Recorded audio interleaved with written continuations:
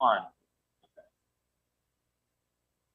No introduction needed here on TexAgs Radio here on Monday, June 24th, 2024. Appreciate everybody listening in this awesome morning as A&M plays for a national championship tonight. Tonight at 6 o'clock. A&M with an opportunity to win it all here tonight. And I know that yesterday was not the way we all wanted to see it. Doesn't matter, guys. You got an opportunity to play on the last day of the season. A lot of feedback on my end. Not sure why, but let's go to the studio where Olin Buchanan is there here on the Go Hour presented by the Warehouse and CC Creations. OB, good morning, buddy. Yeah, good morning. I hope it's a much better evening. I hope so. So, I'm hearing you twice for some reason. I don't understand the situation. So I'll slow down as I speak, OB. But just yesterday was an interesting day because I think we have to unpack both Saturday's game and Sunday's game. Yesterday was a game where I felt it was very stressful because I never felt comfortable with the Aggies winning that game because of the amount of traffic that Tennessee was able to put out there. That all being said, when I started to believe is when it went south. And it was in that seventh inning where I was like, you know what? We're only 9 outs away, 8 outs away. And that's when things went south. Yeah, I think we all were feeling like they were walking a tightrope in a hurricane, right? That every step was treacherous. Every pitch, you're holding your breath. And they kept getting out of trouble. And it's frustrating because not that it's anybody's fault, just one of those things that happen. But if Appel was able to locate the pop-up at the beginning of the seventh inning by the Moore, you get out of the seventh too. Now you still would have had to navigate the eighth and ninth. But the pitching was good enough to win yesterday. But you can't be doing things like getting picked off base twice, and again the volume of strikeouts was high again, and they just couldn't get the big hit like they got on Saturday. So every day's a new day, and I'll say this: if they can get similar pitching to what they've gotten in the first two games of the series, then I'm going to feel pretty good about their chances tonight. Well, OB, I think I kind of want to go through how everybody takes in these games because I'm in a hotel in Seattle and I'm pacing. I got like 10,000 steps during that game just in this little room because it was, when the stakes get bigger, the obviously every pitch matters. And it was a very stressful game because you know how close they were to winning a national championship. And I'm just like pacing back and forth and biting my nails and back and forth and back and forth. And I saw you tweet a couple times, whoo, here we go. So just how did you take in the game? Well, okay, I went to a place that Irma and I like to go. She likes to drink the mead wine. So this place out in Navasota, Wildflower, we went there. And you know what? I just had a big breakfast. Here's the difference between you and I, and this is why you're in great shape and I'm not. You are stress pacing. I am stress eating. I'm not even hungry, and I went and got some food because when I'm stressed like that, I'm stress eating. And let me tell you, I stress ate. I was stressed through the whole game, and I kept getting that big, heavy exhale because they got out of this one. Oh, they got out of that one.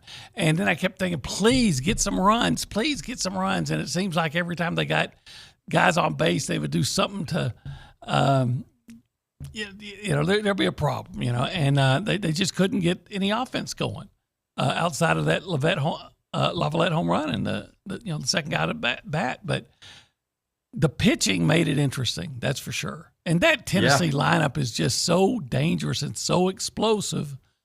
You know what? It's like watching somebody on the TV trying to defuse a bomb. Right? You gotta on all those movies, you gotta cut the right wire, and you gotta do it just at the perfect time and all those things. And they kept diffusing it up until that seventh and eighth inning. Obi, I want to tell you this. I am human. I do stress eat as well. I may not stress eat the foods that you eat, and no, it's not broccoli, but I'm going to show you right over here. I go through saltines.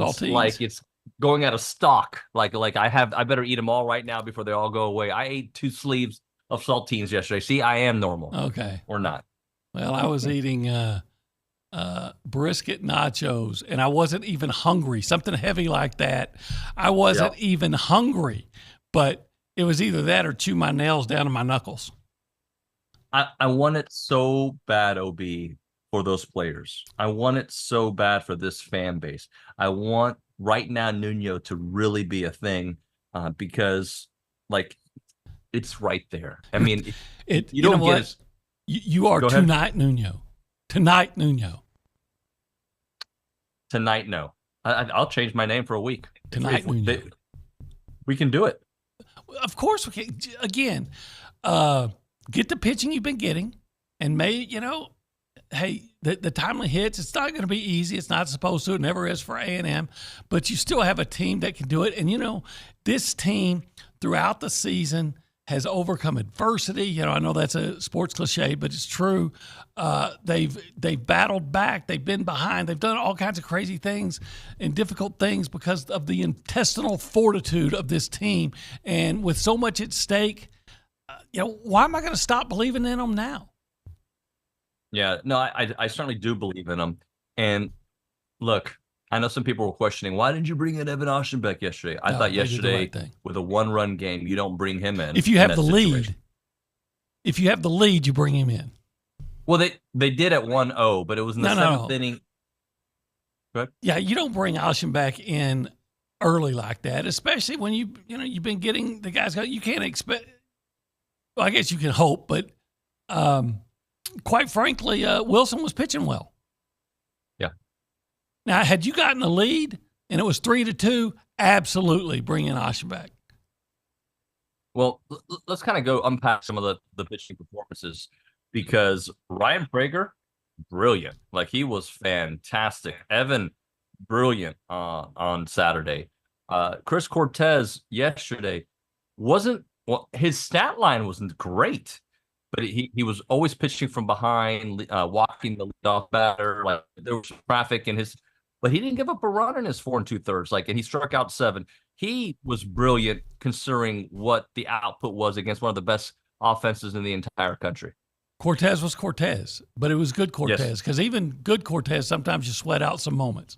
I thought Brauninger didn't have his best stuff, but he competed. He was a great competitor, which is what this team is, and that was a perfect example of it. He wasn't at his best, but he just competed and he won out of will. Aschenbach was awesome back. Josh Stewart was once again showing the intestinal fortitude, the nice way to put it. And again, I thought Kalen Wilson was pitching well. I think he had 2 pitches that came back and haunted him, but it's against a team that leads the nation in home runs. I don't want to make excuses for him. Wish he hadn't got it. And again, maybe it would have been different. Maybe not. And again, it's not a fault. But had they been able to get that first out of the 7th inning, on the leadoff hitter, maybe it would have been different. It's just one of those crazy baseball plays. Yeah, look, I think they're gonna do it, and maybe it's blind faith. Look, it's the last day of the season. There are 2 teams playing. They've led 97%. I don't know if that's the exact percentage of this College World Series. They don't trail, right? They trailed yesterday, the 7th inning, but other than that, they have been dominating, at least from a lead perspective against Tennessee. I have faith because the game that I worried about was yesterday. Pitching performance, giving up 4 runs to one of the top offenses in the country was enough to win. It's just, unfortunately, Tennessee had the ability to stop or to hold A&M to no offense.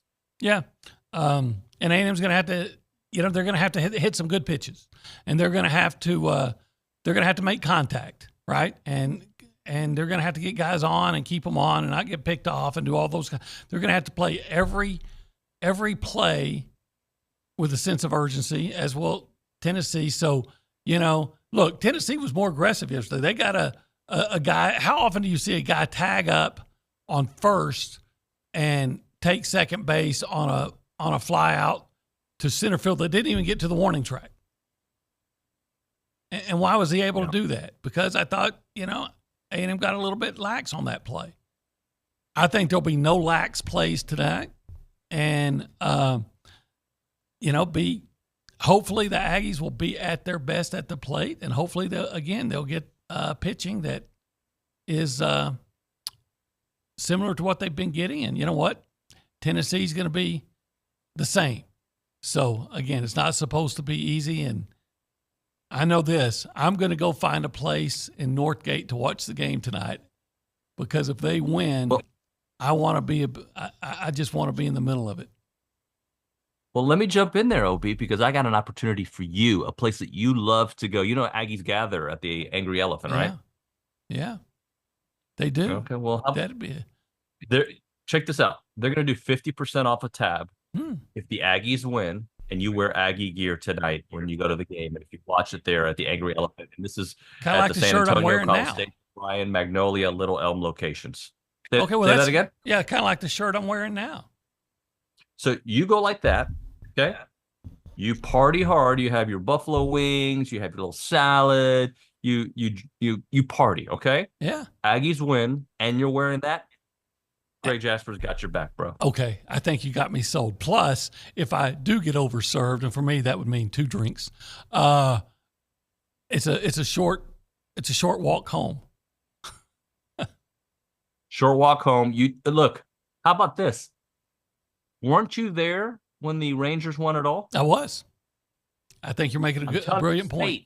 Yes. I'm telling you. Okay, you got me. It's the peeved pachyderm for me tonight. Let's go party it up. 979-693-1150. I want to know how you're feeling about tonight's chances against Tennessee. Are they going to win it all? Tell me how you took in the game yesterday and Saturday. How stressed out were you? Are your nails surviving? Is your family surviving? Is your remote control surviving? I want to hear all about it. 979-693-1150. You can call us or you can text us at that number. This is Coffee Talk presented by TexAgs Coffee. Beat the hell out of morning by going to texags.com/coffee. Let's go around the room and say hello to the people. We say hi to Nick Savage. By the way, newly married Nick Savage.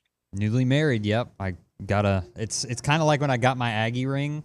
It's like my one hand felt heavier. Now it's kind of like balanced out. But yeah, went on a great honeymoon.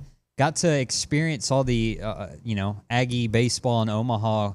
Kind of as a fan, I feel like I haven't been able to do that in a while. Like, obviously, there's a little bit of fan in all of us, but when you're, at the games as a media member, you got to kind of just, you got to watch it through a different lens. But out in Rosemary Beach in Florida, a lot of Aggies out there, by the way, so howdy to all of y'all. But, it was awesome to see, and I don't know, they were undefeated in Florida, and when I was back in Texas yesterday, they dropped game 2, so maybe that's an excuse for me to go back. What do you say, guys? No, I think I question your fandom because it seems to me that the Aggies were surging before you got married, and you should have said, like the guy that stayed in the bathroom for 40 minutes, you should have said, honey, they're winning with me single.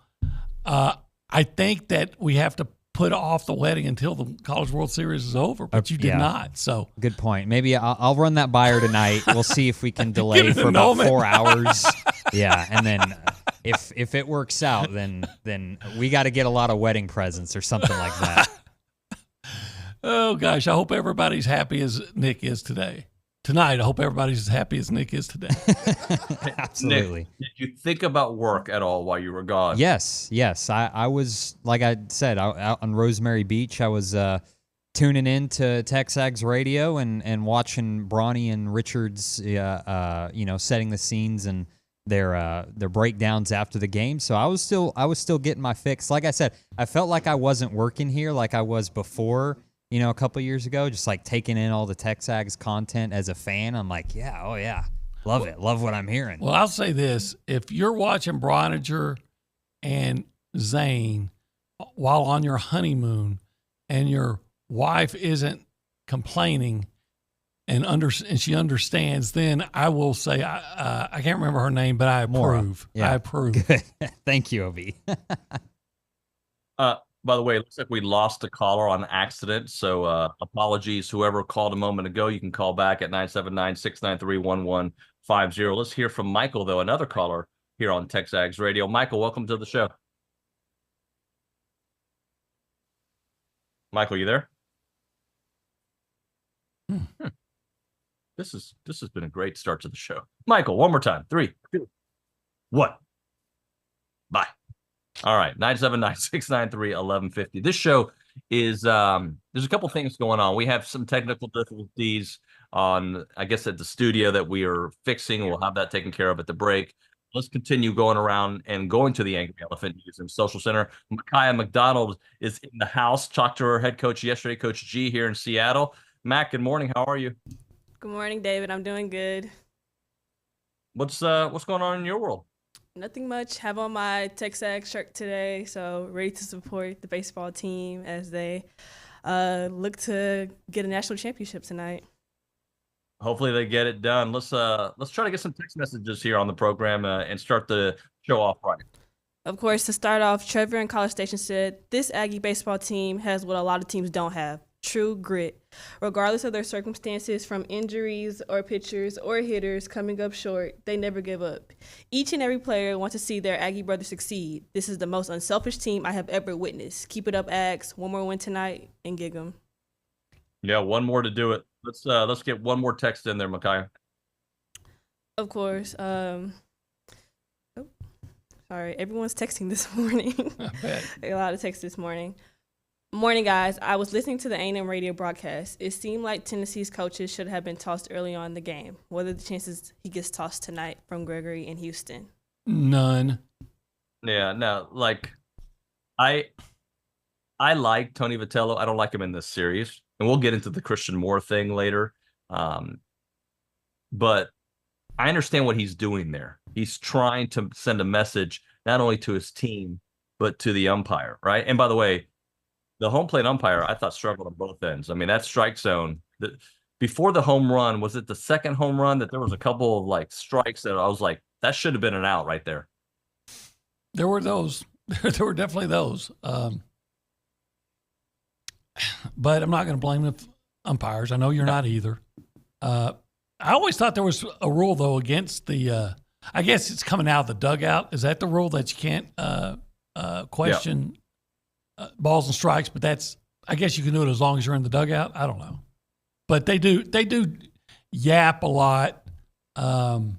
Tennessee's known for that under Vitello, and that's just, they haven't been throwing him out of games before, so I sure as heck no, they're not going to do it in the national championship game.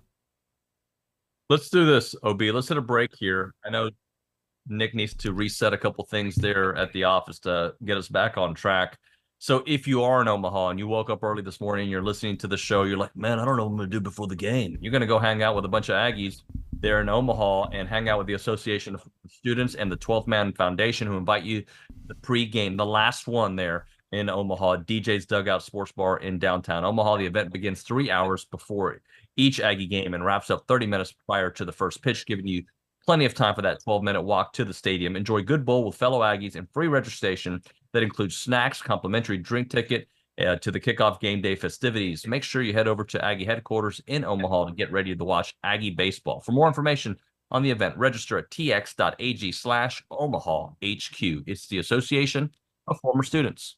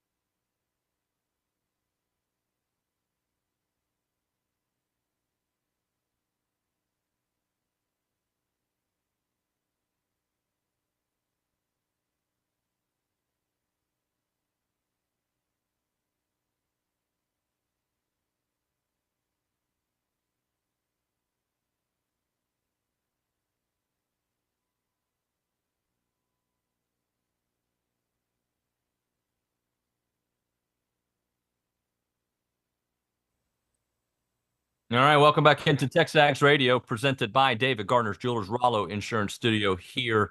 I'm in Seattle, Washington for a soccer event, but I'm rooting on the Aggies, wearing my TexAgs gear, my A&M gear all over the place. Olin Buchanan is in the Rollo Insurance Studio in College Station. Oh, I want to get into the Christian Moore thing, and not to spend too much time on it. I look at it as this way, OB. I look at it as a guy who's a bit of a competitor who likes to play with a chip on his shoulders, like, why won't you pitch to me, and dropping some F-bombs with it. I didn't like it. I wouldn't tolerate it on my team, but Tennessee, that's kind of how they play. They not only do they play with a chip on their shoulder, it's a brash personality their head coach has that permeates through that lineup. I thought it was, to use a baseball terminology, I thought it was Bush League. I thought it's look, I'm not a guy that gets my feelings hurt very easy, right? Cortez sometimes walks guys, sometimes he doesn't. You know, I don't know that Cortez was trying to avoid pitching to the guy. I mean, it seems to me that A&M has had A&M pitching has done a pretty good job getting that guy out this week. Yep. I don't know what his batting average is. He's probably around 2 of 8. It seems to me. I could be wrong. And you know what? It seems to me that that he didn't score that inning. So he is a punk. Like don't I'm not condoning it at all, but I'm trying to get into the mindset of a guy who plays with a chip on his shoulder and is just angry, and that's how he tries to be at his best. And also, he's been in such a funk, trying to find a way to break out of it. I wouldn't tolerate that on my team. Yeah, like I said, I don't like it. I don't get my feelings hurt very easily. I thought the umpire handled it pretty well. He got right out immediately. Gosh, what if he had gone too far and said something, got himself kicked out of the game? Now, I thought it would have taken something really, much stronger language than he was using, but I just don't get that. I understand competing hard. Maybe you're trying to intimidate somebody, but once again, it seemed to me if anybody was intimidated at that point, it was him. And they didn't score that inning. So he got on base, they didn't score. Hey, by the way, can I throw something out at you real quick, David? Real quick. Tomorrow may be my last show because if the Aggies win tonight, I'm going to have 2 monsters tomorrow morning. And I will have no apologies for what I might say tomorrow as I celebrate the euphoria of a national championship. Euphoria. What a good song after we talked about Tony Vitello and Christian Moore. You don't know what that means, OB, but the younger audience does. Okay. If you do have 2 monsters, the actual right phrasing is when you have 2 monsters, because the Aggies right now, Nuño's right here. Tonight, right Nuño. Tonight, Nuño. What was it? Tonight, Nuño? Tonight, Nuño. Nuño. It's going to happen. It's going to happen. Yeah. I feel very comfortable about it. By the way, Ryan Targosh yesterday. So I think we all kind of predicted he was going to be put in that spot, right? Like we all thought this is going to be a Targo moment. And when that ball went off the bat, my initial thought, like, it's gone. That's what I stood up from where I was sitting and I made a noise and Annalise looked at me crazy and I'm like, it's gone. It seemed like there was a lot of those yesterday that there was a chance for both sides. Like, oh, this could be bad. Hey, what if Kent had gotten on and the bases were loaded and Targosh had homered to win it? You talk about a movie, a 30 for 30.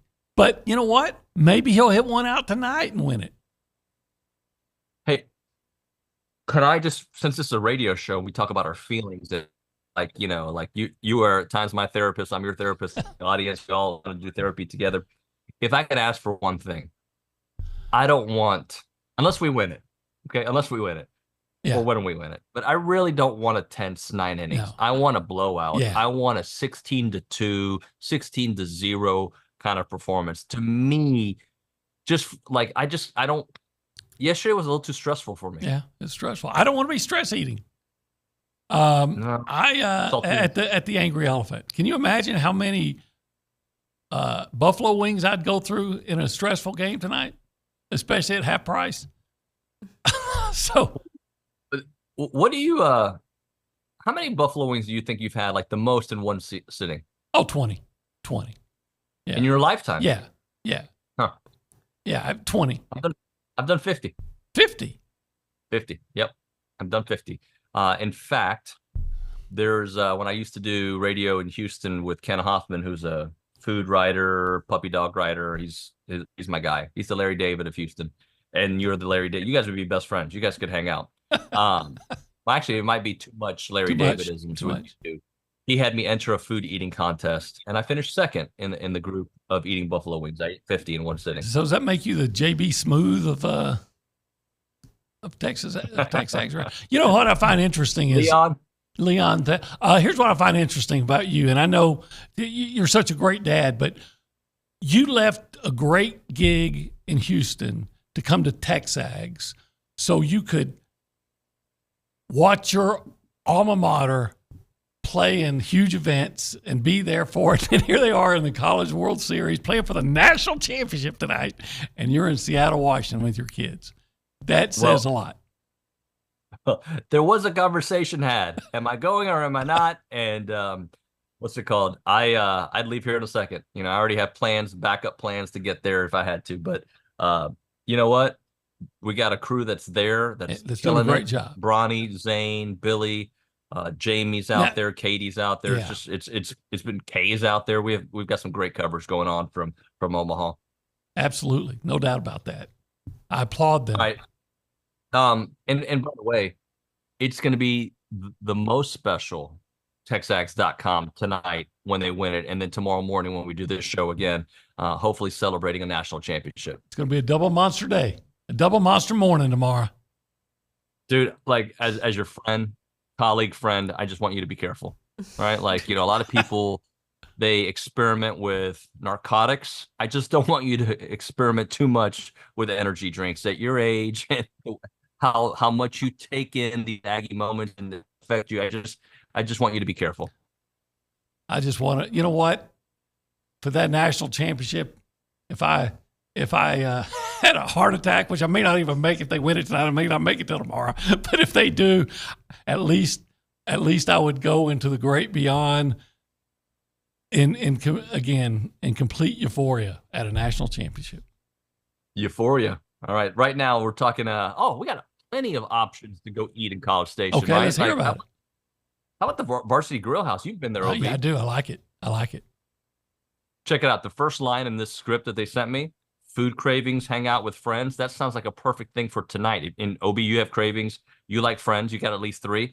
You should go to the Varsity Grill House. Aggie owned and conveniently located in front of the Academy on Highway 6. They got an awesome atmosphere when you go there to the Varsity Grill House. Mouth-watering dishes, from sizzling burgers to savory 4 farm steaks. They have over a dozen signature cocktails at the bar, and you can treat yourself to mason jar desserts, the perfect ending to a great meal, or plan a special event. You can go there and get top-notch catering services as well. They want to be your go-to destination for hosting unforgettable gatherings. Swing by the Varsity Grill House today and taste the difference. They are delicious. They create unforgettable experiences for big events and small events, from signature dishes to custom menus. Varsity Grill House, your home for good times and great food. See you there. Go hang out with them tonight as the Aggies try to beat the hell. No trying. As the Aggies beat the hell out of the Volunteers, it's Varsity Grill House.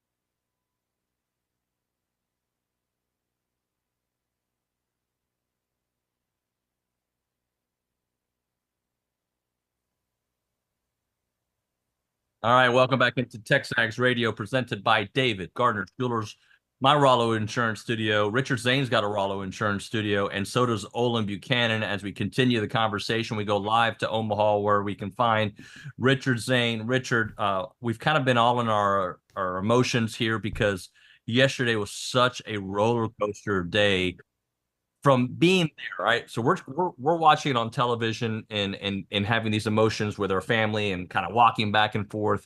From a press box perspective, from you being there, just kind of take me through yesterday for you. I mean, I'm not so sure yesterday was like a roller coaster of emotions, right? Like you were 7 outs away from winning a national championship, and to say that out loud this morning, it kind of stings a little bit more because you were so close, or you felt like you were so close. But 7 outs is still a pretty long way away. You still got to get some key outs. You got to go through that really, really tough lineup to navigate. You would have had to have seen Christian Moore again, and you saw him in the 9th inning. But when Dylan Dreiling hits that home run, it's kind of like, all right, kind of expected this because A&M's pitching staff had battled in and out of jams each and every inning. It felt like up to that point. There was only, I think, one 3-up, 3-down inning, and it was from Wilson, I think, in the 6th, if I'm remembering correctly. Yeah, it was the 6th. He got a 1-2-3 inning, and Moore was the final out of it, or something like that. And then, of course, no, Moore led off the 7th and walked. Yeah, so he got whatever. It doesn't matter. They went through. They went in and out of jams the entire day. So you're not going to hold Tennessee's lineup down the entire time, and if you do, it's a miracle. So the fact that they hit a pair of 2-run home runs is not surprising to me. And then Drew Beam only giving them 4 innings was kind of a win. I thought it was a win. I thought A&M was going to have a chance to tax the bullpen, but the job that Aaron Combs did yesterday is going to be the stuff of legend and historic stuff that if Tennessee wins this title, Volunteer fans are going to talk about for a long, long time. The same way that if Texas A&M wins tonight, we're going to talk about Justin Lampkin and his 8 scoreless innings over his first 2 outings in Omaha for a long, long time. So Combs was really the story of the game. They held the A&M offense down, which is going to happen, right? A&M has held the Tennessee offense down for the most part over the first 2 games of this series, and now you get the most anxiety-inducing game possible, 1 game for a national title, and you got to play the best team in the country to get there. But I think A&M's capable of doing it. They'll just have to continue playing their best brand of baseball to get it done. Are we confident that Lampkin is completely over any issues that he had had earlier in the year with, and that he has the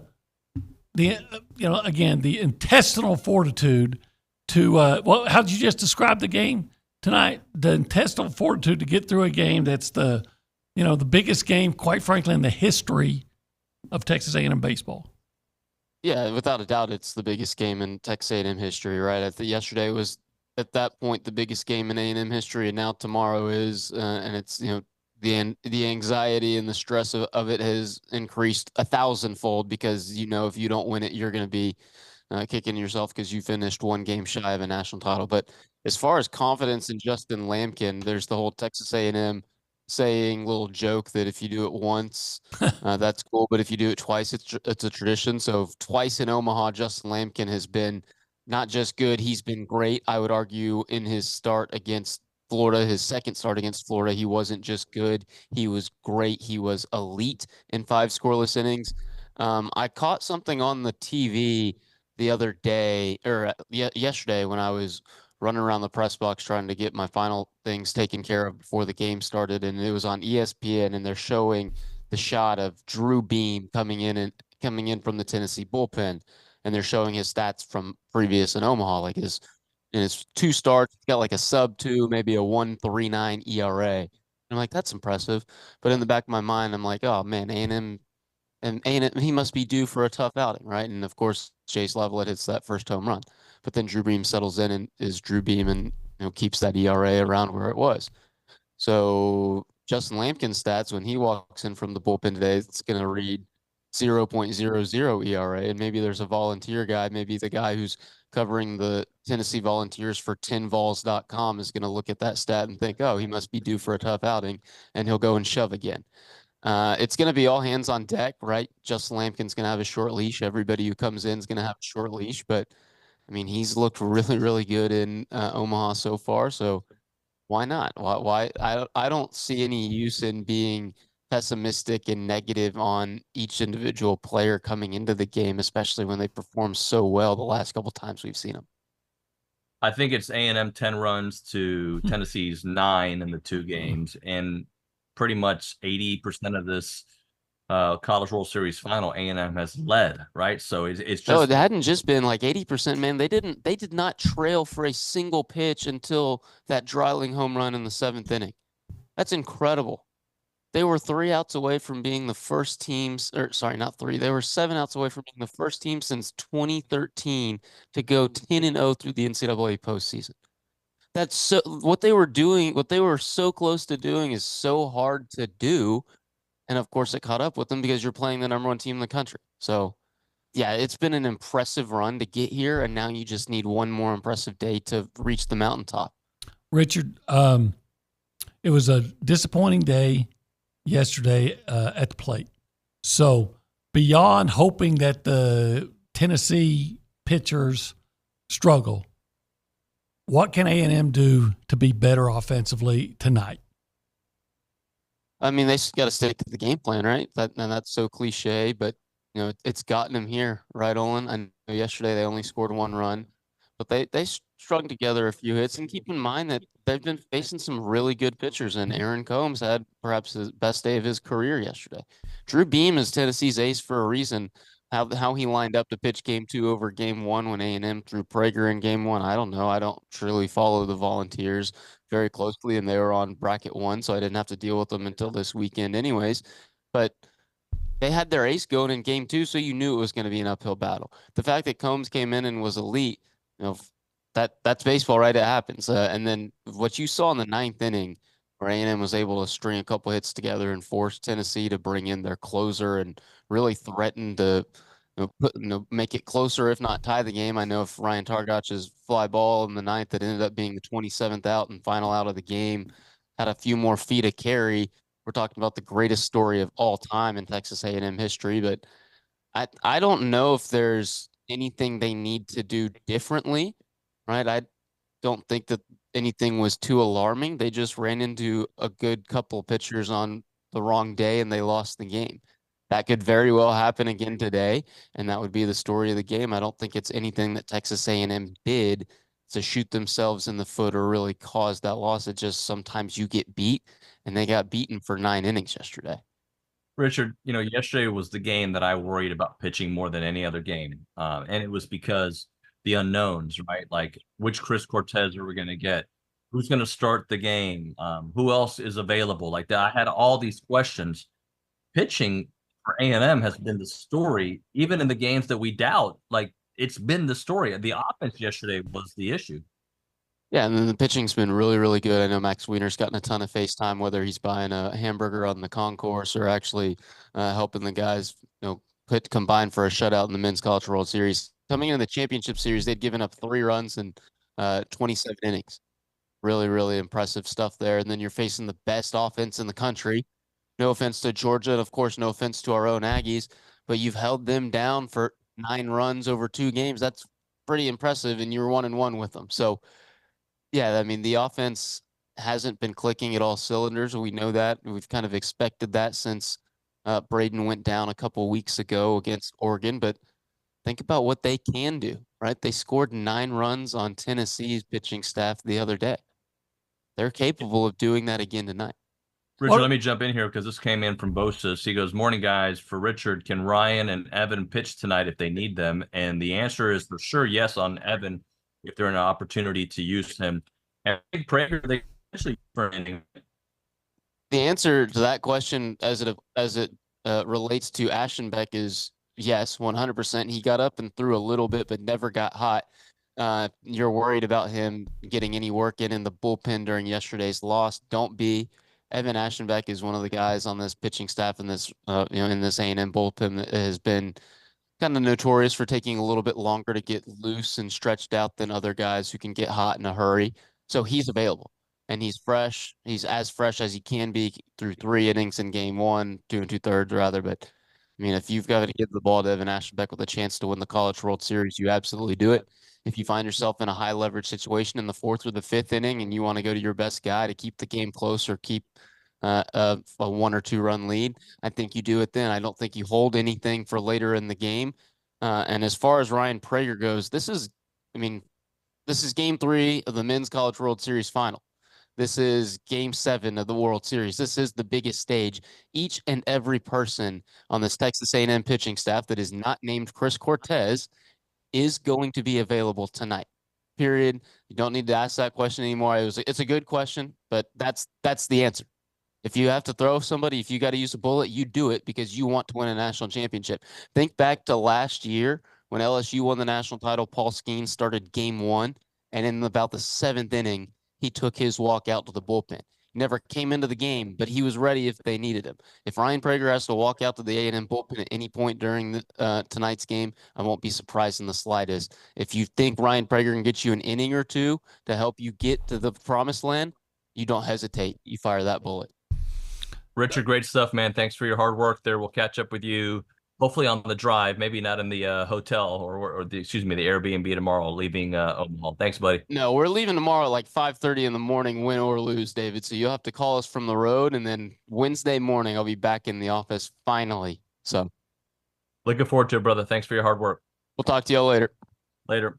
All right, guys, let's hit a break here. We'll come back with some text messages there at the Angry Elephant Youth and Social Center. Right now, enjoy summer, right? I know you're enjoying the baseball, the College World Series, but you need to enjoy summer outdoors, doing fun things. And if pain is keeping you from doing it, you need to stop having pain, right? And how do you stop having pain? You call our good friends there at QC Kinetics. Non-surgical joint pain relief is here at QC Kinetics. Call them today. They are the nation's leader in regenerative medicine.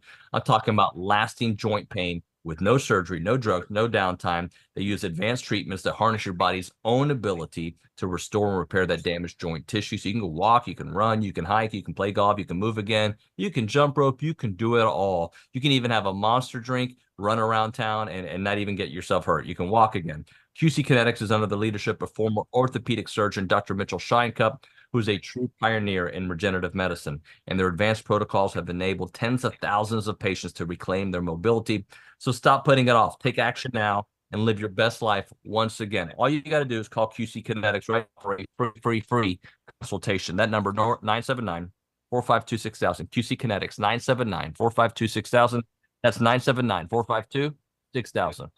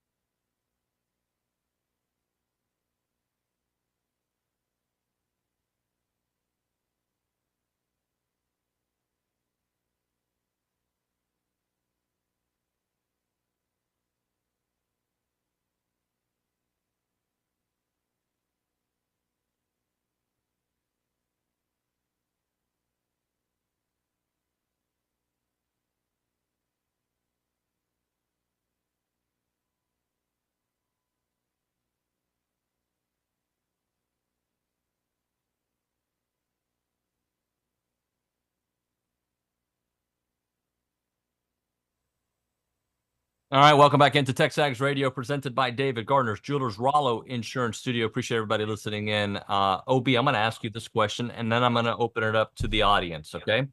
Who is going to be the hero tonight for Texas A&M? 979-693-1150 is the phone number. We'll go to Micaiah McDonald a little bit later and try to get some of those answers at the Angry Elephant News and Social Center. Who's the hero tonight, OB? Well, the first thought on the mound is going to be Lampkin. He's going to come in, throw another great, have another great day pitching.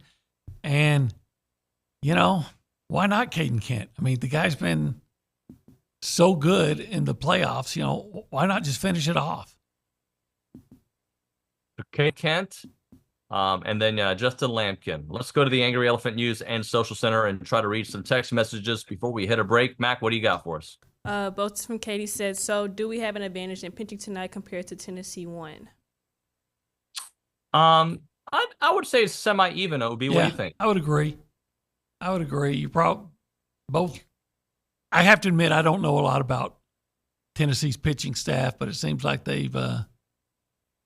I know they've been good, if not not necessarily great, but good all year. And same for Lampkin, and he's been spectacular in the playoff. If we have if A&M has an advantage, it's only a slight one. Yeah, and I'll say that we have the advantage because I like our roster and I like our guys, right? That's where I think we have an advantage. But Aaron Combs yesterday was dominant, right? He was so good, and that was unexpected. And some would say that A&M's gotten some unexpected great pitching performances, and Justin Lampkin's resurgence has been somewhat unexpected. Can he do it a third straight time, OB? Yeah, we can certainly hope so. And he's been spectacular. So, and just like A&M's pitching has. So, hey, need one more great pitching night. Thank you, OB. Appreciate you, sir. Yes, sir. When we come back, Ryan Brauninger live from Omaha, get his perspective. Who's going to be the hero? I want to hear from you. 979-693-1150.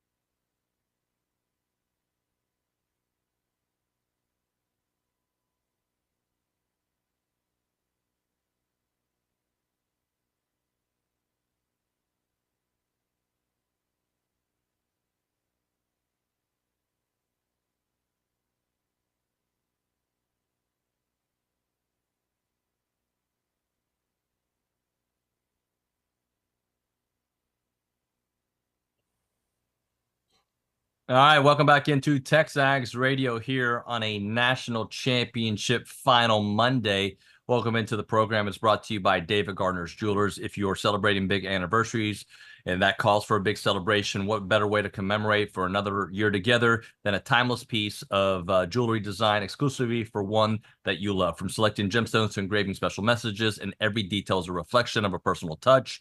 Make sure you visit and call for a consultation there at David Gardner's Jewelers. They have all the sketches and all the designs you could need. All right, let's break down this national championship Monday. We go back to the hotline. We find Ryan Brauninger, who is live there in Omaha. Ryan, good morning, buddy. I have a question. What's up? Why are you using the portrait mode feature? Is it because the bed that's behind you is unmade? No, the bed is made. Oh, okay. I think it's I weird thought to you look were- at a bed. I mean, I make my bed every morning, buddy. Okay. I just, oh, there you go. Okay, You like nice. that You know, better? yeah, that's better. But I I don't thought there was maybe a reason that I thought, maybe you rolled out of bed, put on that quarter zip, and then didn't want to show the people that you were sloppy and didn't make your bed up. I woke up at 3:45 Seattle time. Whoa. Yeah. All right, which is late for me, by the way. That's 5:45 Texas time. I made my bed. First thing I did, I waited for my coffee for at least 45 minutes. I started working, and here I am trying to bring the best show possible. Hey, listen, you're on the road, 2 hours behind your normal sleep schedule. Yep. Had to wake up for the people at 3:45. Good. Good. Yeah. My Well, good friend versus- Jocko Willick. Yeah. Hey, how was that? Him tweeting or I guess reposting, if you Yeah, will. the Braden. Yeah, it was a Braden interview that they talked about good, and Jocko quote tweeted it and said good.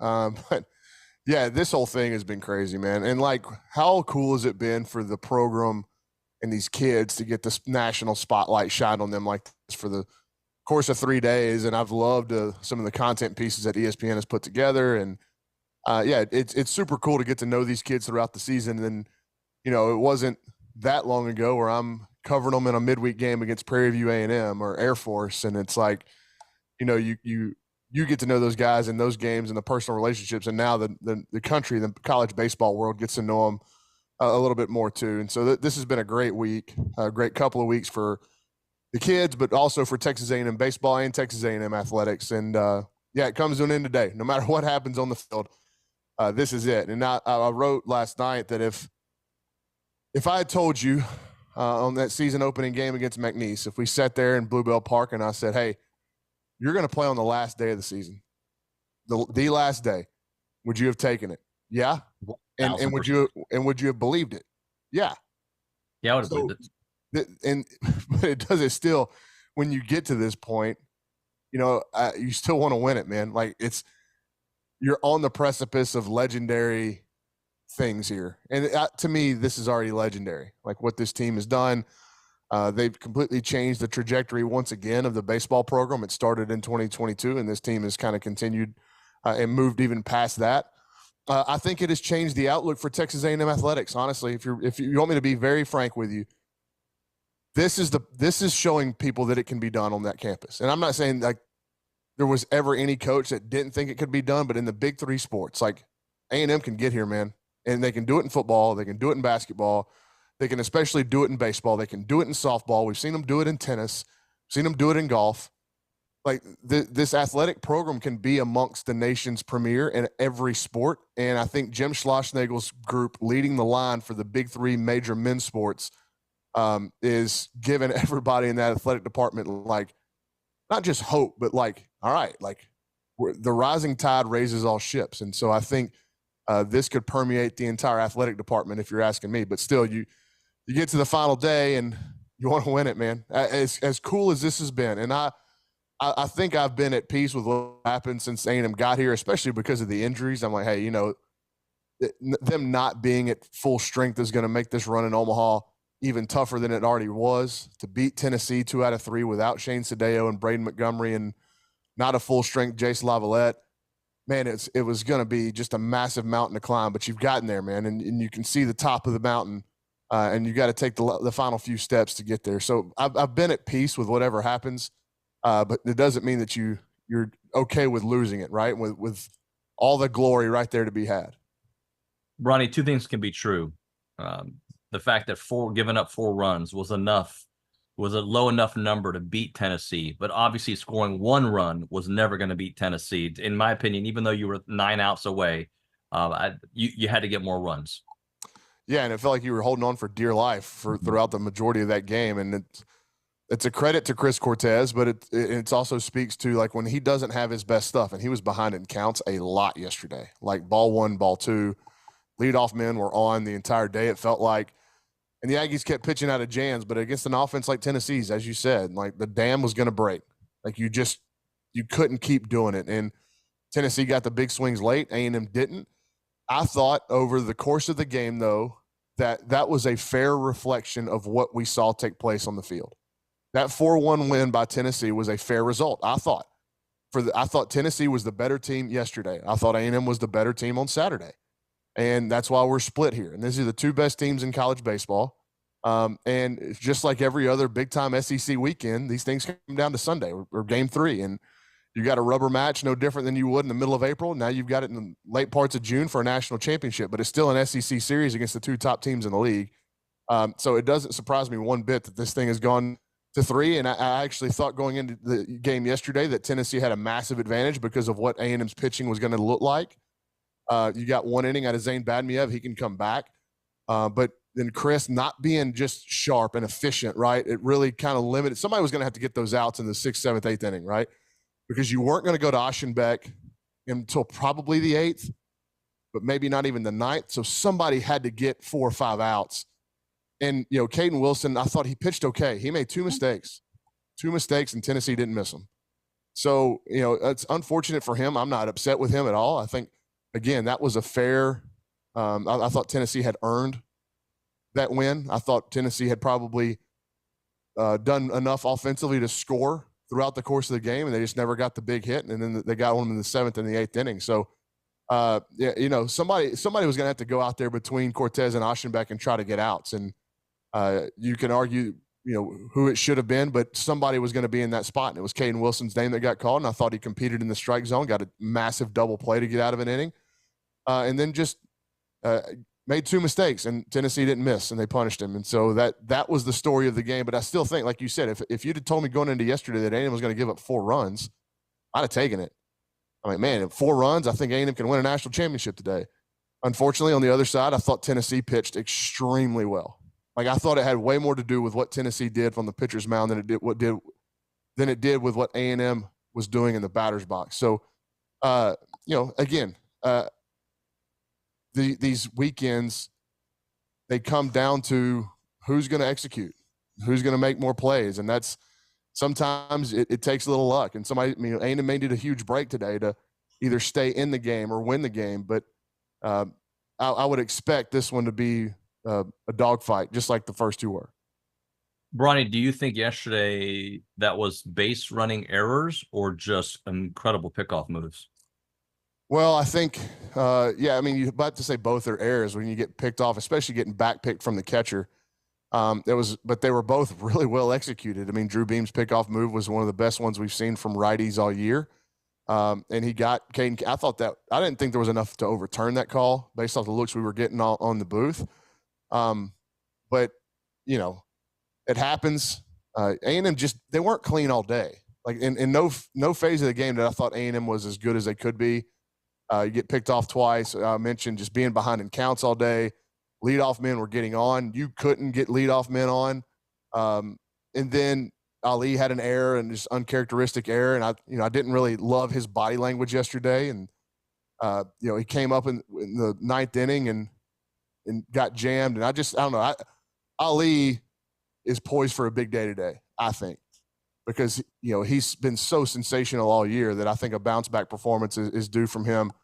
But I just think A&M was not at the races yesterday. Like, not for any particular reason. I just think Tennessee was the better team, and their pitching kind of suffocated A&M for the most part of the day, outside of Jace's home run swing. And then they had 2 big innings up for A&M offensively were the 5th and the 6th, right, when they had 2 men on and couldn't get anybody across. I think you had first and second no outs, and you had strikeout, pop out to end that frame.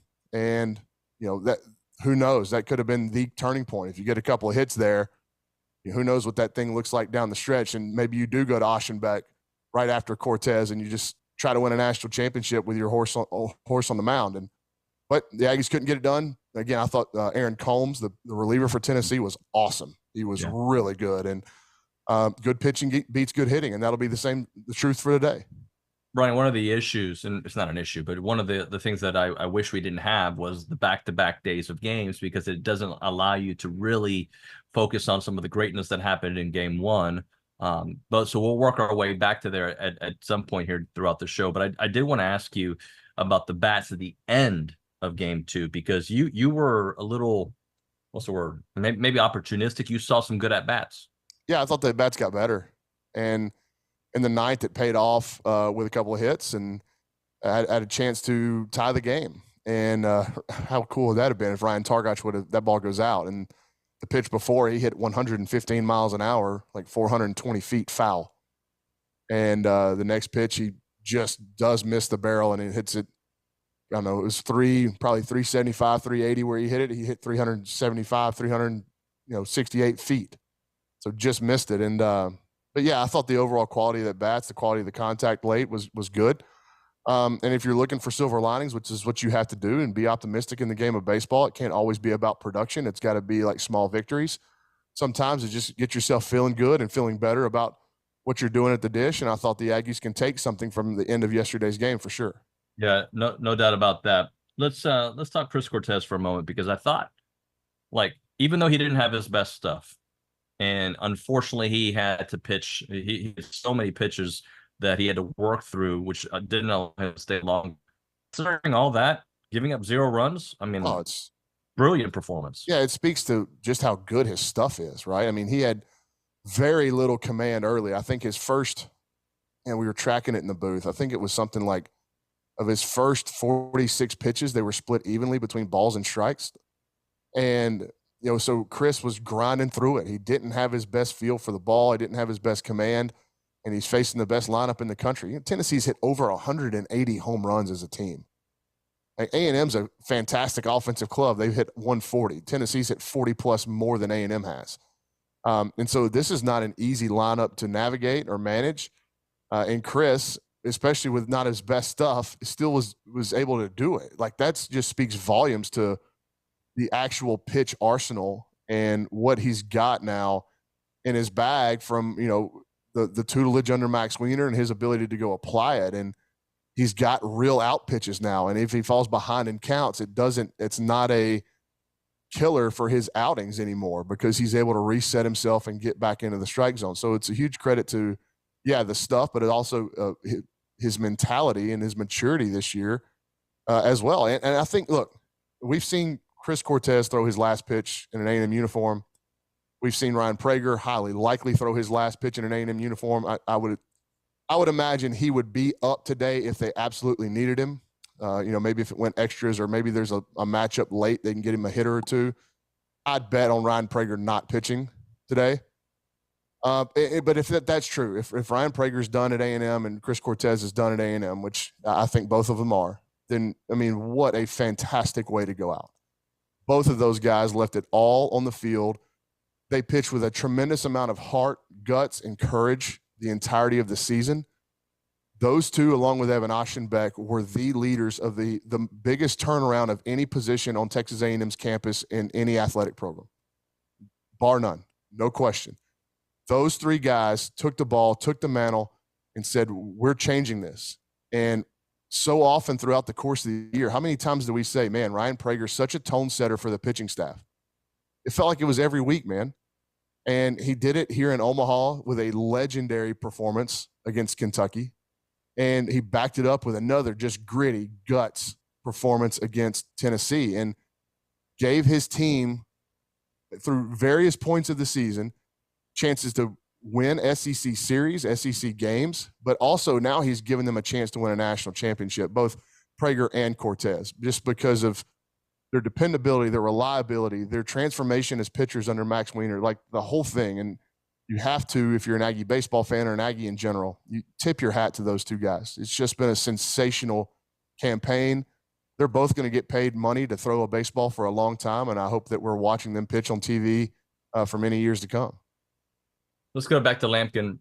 He gets to start today. He's been brilliant the last couple of outings. What have you seen from him on the Y? Because he had been, one good outing, then a couple bad outings, and one good outing. Why recently have we seen some consistency and some success? I just think he's been more in attack mode, and his fastball command's been better. So, the velocity on the radar gun with the numbers are better than they were in the middle of the year, and I think it changed the mentality of these one inning saves, and not trying to manage your way through a start. Just go grip it and rip it. If you get 3 outs, we'll come in the dugout and we'll sit down and we'll talk about the next 3 outs. But don't go into the game thinking I've got to manage 5 or 6 innings. That's not how that doesn't work for him. Go out there and compete in 1 inning saves, and when you get them, come back to the dugout and we'll figure out how to try to go get the next one. But I think that change in mentality has definitely helped him. And then I also think that just the continued work that he'd done with Max Weiner on, the analytics and the shapes of his pitches, the command of his pitches. Pitch height is always a big deal for Lampkin. He's been good in that department. I think the changeup has been better than serviceable. Like, it's been more than serviceable because it plays so well off the fastball slider combination. It's just another wrinkle that hitters have to respect. I think he's got a better feel for it and making it a presentable pitch. But I think the biggest thing for Justin has just been the mentality switch. And he's going to have it again because this Tennessee lineup, they can bloody you with a quickness, and you can't get frustrated. Like, over 52% of their runs this season, David, have come from home runs. Right. They're going to hit the ball out of the ballpark. You have to be able to manage that, deal with it, and move on to the next pitch. Bronny, I want to go to the Angry Elephant News and Social Center here and get you a quick text message from JW. But let me remind listeners and viewers that not only do Aggies gather at the Angry Elephant, if you go tonight to watch the Aggies win the national championship and you're wearing Aggie gear there at any of the Angry Elephants in San Antonio, College Station, Bryan, Magnolia, and Little Elm, they're going to give you 50% off your tab if the Ags win, but you got to wear Aggie gear. So those 2 things have to happen. They will give you 50% off when you go to the Angry Elephant. Micaiah, read us JW's question, please. No problem. JW says, Ronnie, do you think we'll see a lineup shuffle tonight? Chestnut, who's I'm asking about to be direct. The problem is Travis is struggling, but the problem is who plays center field? What do you do? Who goes in that spot? Targach had a good at bat. Jack Bell has played a lot, but is Jace fully healthy enough to play 9 innings in center field? Do you trust Gavin Grahovic against a team in Tennessee who hits a bunch of balls to the outfield very hard? Do you trust him to put him in left field when he's played, 3 innings of it this year? That's a lot, man. Yep. It's just a lot with a 1-game season left. It's a lot of pressure to put on guys because of Jace's injury. We know he can play center field fine. He's an elite center fielder, but you'd have to move Gavin out there to left field, and then you insert somebody at second base who hasn't played a lot, whether it's Targach or Bell, and then you move Kent, who's been sensational at second base, over to third. And I think we're all confident that Caden Kent can play defense in just about any position you put him in, but that's the only problem, man, is because the roster's so depleted in the injuries. Shots playing with a torn meniscus, he can't go out there. So I don't know. I don't think they're going to do anything with the starting lineup, but if you're in catch-up mode and Chestnut's having poor at-bats or not getting on base, then you can maybe look at doing something in the middle of the game to try to get either a Targach bat in the lineup or maybe just give that 9-hole a different look. Brian, let's hit a break here. We'll come back with some more. It's TexAgs Radio presented by David Gardner's Jewelers Rollo Insurance Studio. If you're looking for a vehicle, and by the way, and maybe Ryan and I can get into it for 12 seconds later, the Twins turned 16 just yesterday. My boys are now 16 years old, which means they are eligible to start driving. They don't even have their permit yet because I'm slow. I'm very slow. Bronny, I know. It's embarrassing. I can't 16. Wait for them to start beating you up. They're almost taller than me. They're definitely not as strong as me yet, but it's going to happen in the next 6 to 12 months. It's happening. Well, but you said they're too nice, so maybe that's how you kind of get their edge. Is you withhold the car and the license from them as long as possible till they get really upset with dad, and that's kind of how you get their aggressive side to come out. I was taught a long time ago at church, preserve their youth as long as possible. So I'm hoping I can keep them from getting their permit until they're 30 years old and they can live with mom and dad forever. That's what I want, but I know that's not reality. Boy, I hope they didn't hear that. Just kidding, kids. Not really. Hey, let's talk about when I do have to buy them a vehicle when they're 46 years old. It'll be at Caldwell Country Chevrolet because of all the great deals that they have there. When you go to Caldwell Country Chevrolet, you know you're going to get the best value, the best customer service, and of course, excellent customer service and trade-in value when you send your car there to Caldwell Country Chevrolet. I'm telling you, the experience is fantastic. They have a great selection. You can start your search at CaldwellCountryChevrolet.com. They have all their vehicles there, but then you go on the lot, you'll experience what it is to be there at Caldwell and see all the great pricing, all the great people, and of course test drive the vehicle and find the right one for your family and your family needs. It's not a long drive. We're talking 15 minutes, the very edge of Bryan to the beginnings of Caldwell. A short conversation away, but you'll see the difference when you step on the lot and do business with the great people there at Caldwell Country Chevrolet. It is on Highway 21 in Caldwell and online, CaldwellCountryChevrolet.com.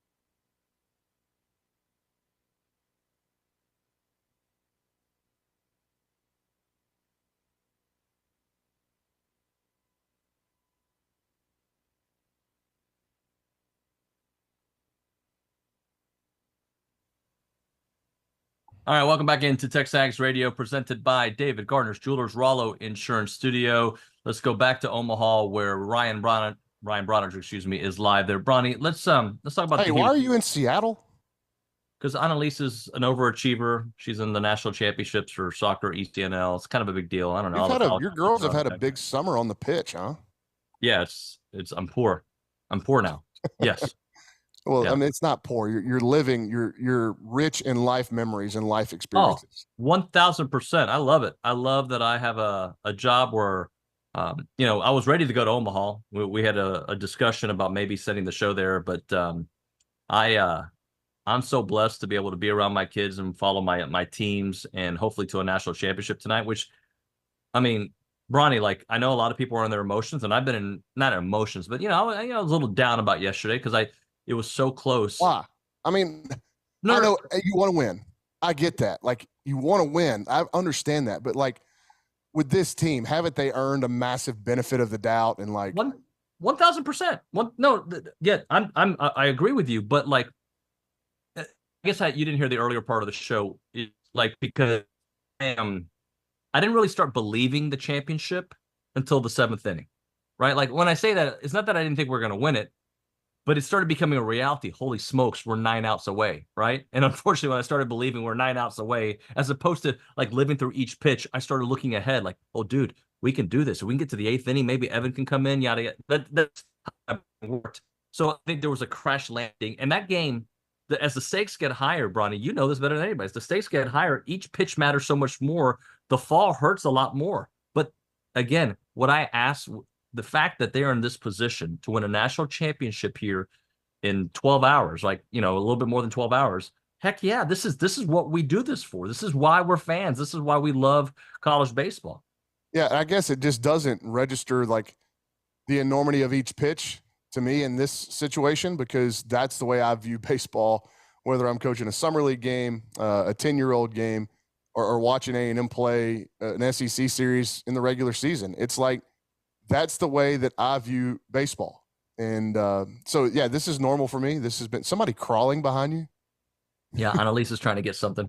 I thought you had somebody held hostage and they were trying to sneak out while you were on air. No, but I it's apologize. like, no, it's fine. It was pretty funny. But yeah, man, like, I'm watching that game yesterday and my baseball instinct is going like, Tennessee is going to score.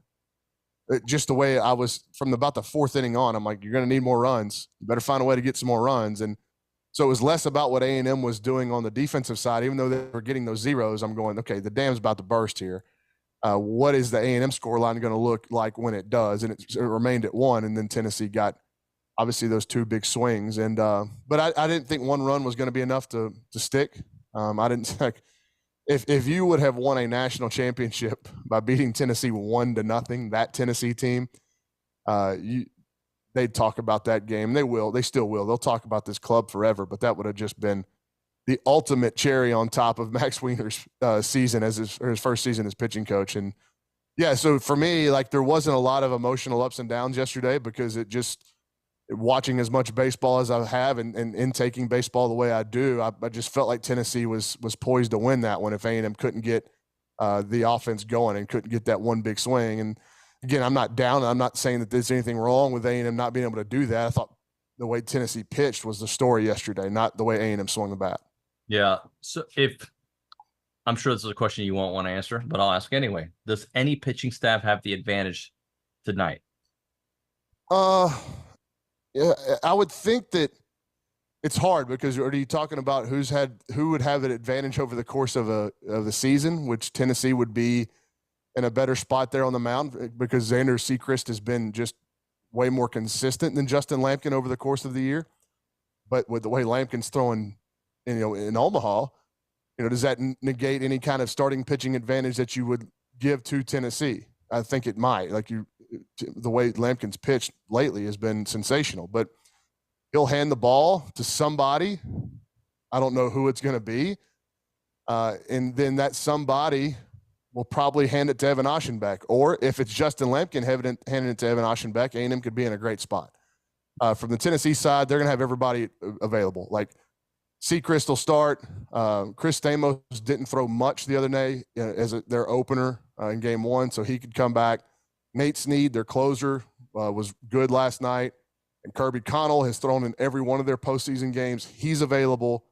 I would think that Combs is done for today, and so is Causey. That's two of their better guys. But the Benke kid can come back. So Tennessee's got enough to do it too, and they're going to be confident in their setup. So A&M, where you're going to have to go, again, who would be the fourth guy? Because I'm very confident that Lampkin, Stewart, and Oschenbeck are going to pitch in this game. But if you got to get a fourth guy in there, who is it? Is it Zane Badmiev? Could be. You know, he got you 3 outs to start the game yesterday. Could it be Weston Moss, who worked a clean top of the 9th inning yesterday and I thought looked good? Fastball was up to 94, really good changeup, and I didn't think the moment looked too big for him. So, you know, the question, if you got into A&M's, the depth of it, and you had to start rolling multiple guys out there, you know, say Lampkin doesn't have a great start, you're going to have to piecemeal the game together. So who gets you those outs before you potentially hand the ball to Oschenbeck and say, hey, take us home here? And whatever, take us home here today means as empty the tank. Throw 100 pitches if you have to. All right. Offensively, who could be the hero tonight? And by the way, so great to see Jason moving better and obviously the home run.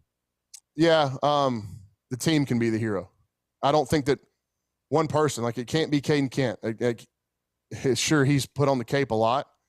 Caden Sorrell has been awesome. Teddy Burton has been the most unlucky player in Omaha, just keeps hitting balls hard into the gap that hang up and get caught. Hayden Schott's been good. Appel's been good. Like Gavin's had the homer.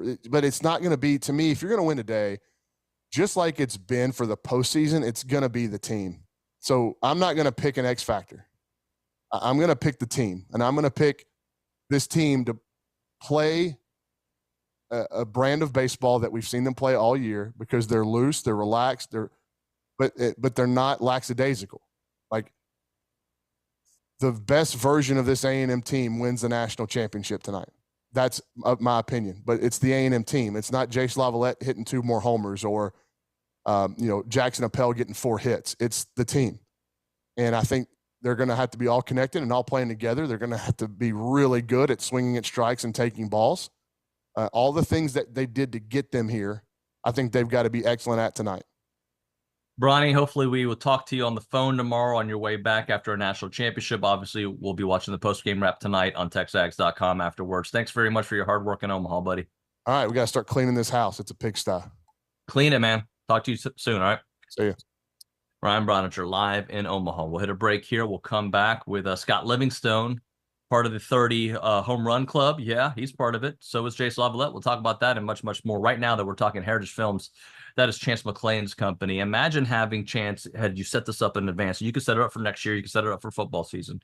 But having him be an eye in the sky during a huge A&M football game, or having him be an eye in the sky during this College World Series experience, maybe in Omaha, maybe in College Station, maybe in Dallas or Houston, wherever you're watching it with your loved ones, with your all family together. You got the eye in the sky, a video production being done about you guys celebrating this awesome moment. Chance does these documentaries about families, family businesses, family patriarchs, matriarchs, you name it. Chance does it all, and he does it in these 2-hour documentary forms. They are fantastic. I highly recommend it. We did one on my father a couple years back, and we love it. We watched it together as a family. It was emotional and also just an awesome time together. You can also do a Year Flicks, which is a 20-minute Q&A style video that is more of a benchmark video for the younger kids. We did one for Annalise last year and get to find out her likes or dislikes, green screen in the background. It was fun. You could do it for their freshman year in high school, followed up freshman year of college, followed up with their Aggie ring, and then when they graduate, and do a 4-part little mini series. It's fantastic. Call up Chance McClain right now, 713-893-8341. That number again, 713-893-8341, or go to yourheritagefilm.com. That is yourheritagefilm.com.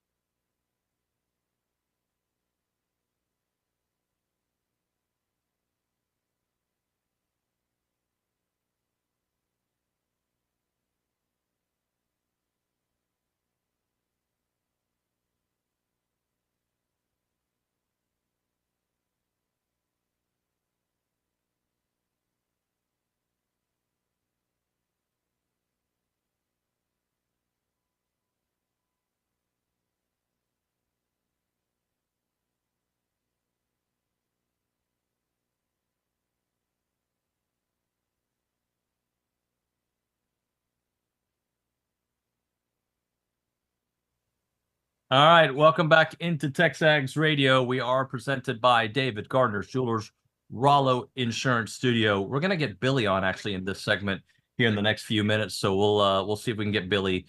What we did is we moved some things around. Scott Livingstone will join us at 10 a.m. so Billy can close out the 9 o'clock hour. Just had to move some things around. We'll hear from Billy here momentarily. In the meantime, who's going to be the hero tonight?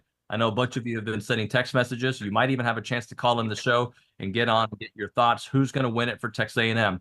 Bronny says it's a team effort, and it's going to have to be a team effort. But if there's that one player who's going to give you that quote-unquote one shining moment, who is it going to be? 979-693-1150. Let's go to the Angry Elephant News and Social Center.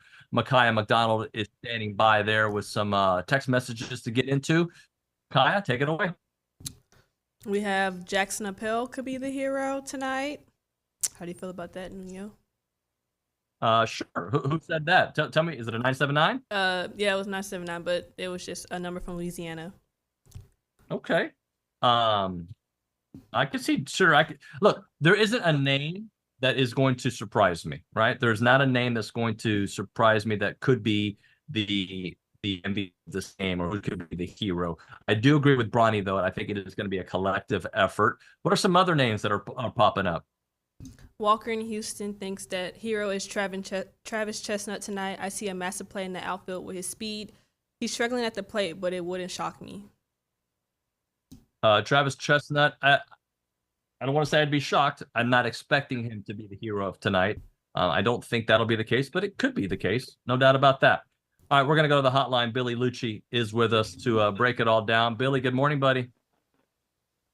Travis Chestnut, hero mode, act unlocked.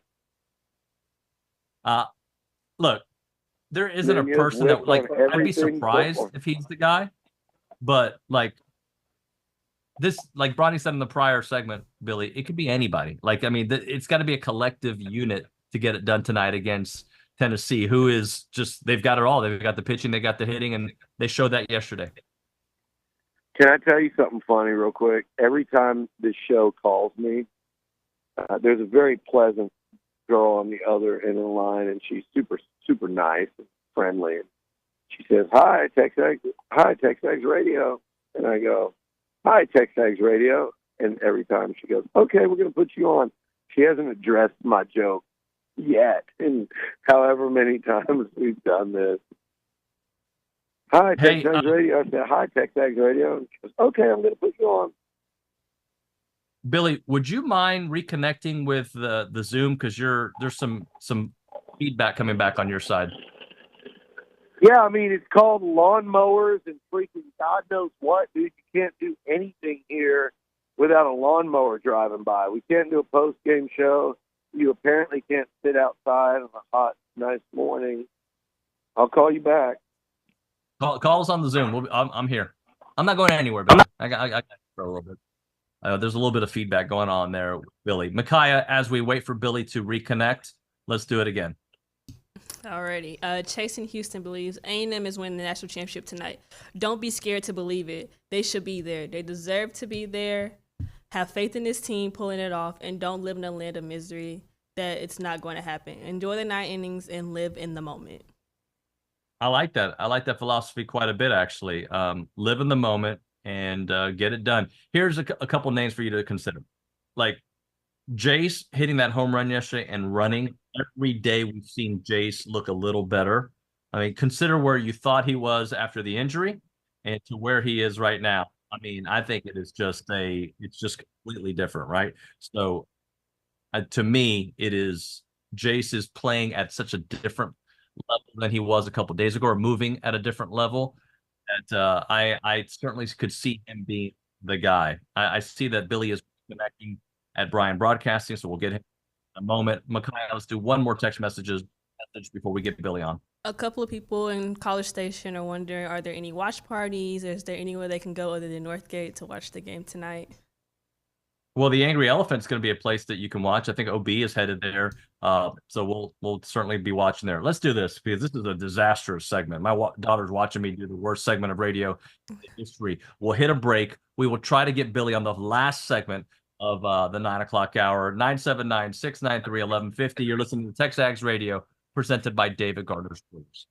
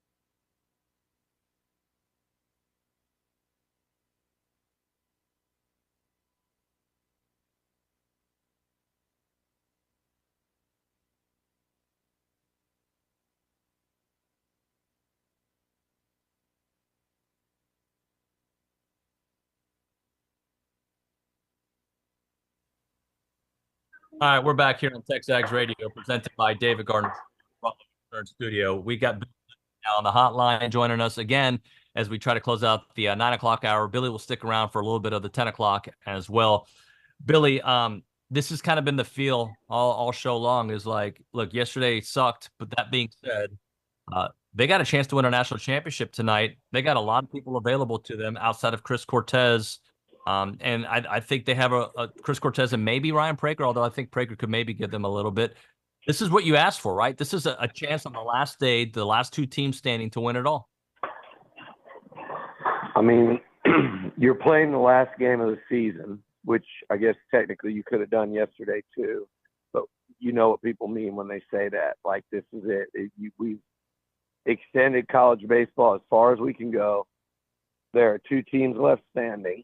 I don't think anyone can dispute that we have the two best teams in college baseball playing tonight for a national title, and they'll be doing it in front of a sold-out, standing-room-only crowd on national TV in a decisive Game 3, which is pretty freaking remarkable that Texas A&M is here. Of course, we all would have loved to have seen them close it out in 2 yesterday. I think hanging on to a 1-0 lead was just going to be a little too much to ask. They needed more run support. They needed to take advantage of a couple of situations a little earlier in the game. But they didn't, and here we are, and I don't think you can ask for anything more. I mean, you're playing a great baseball team in Tennessee. And just talking to everyone around here, all the Tennessee fans and everything, this is every one of them's already like, this is the best team we've played all year by far. And guess what? It's the best. It's the best team that A&M's played this year. We knew that coming in, and the results are what they are. It's one really close game, and one game where A&M jumped on them early and was able to fend off a furious late rally.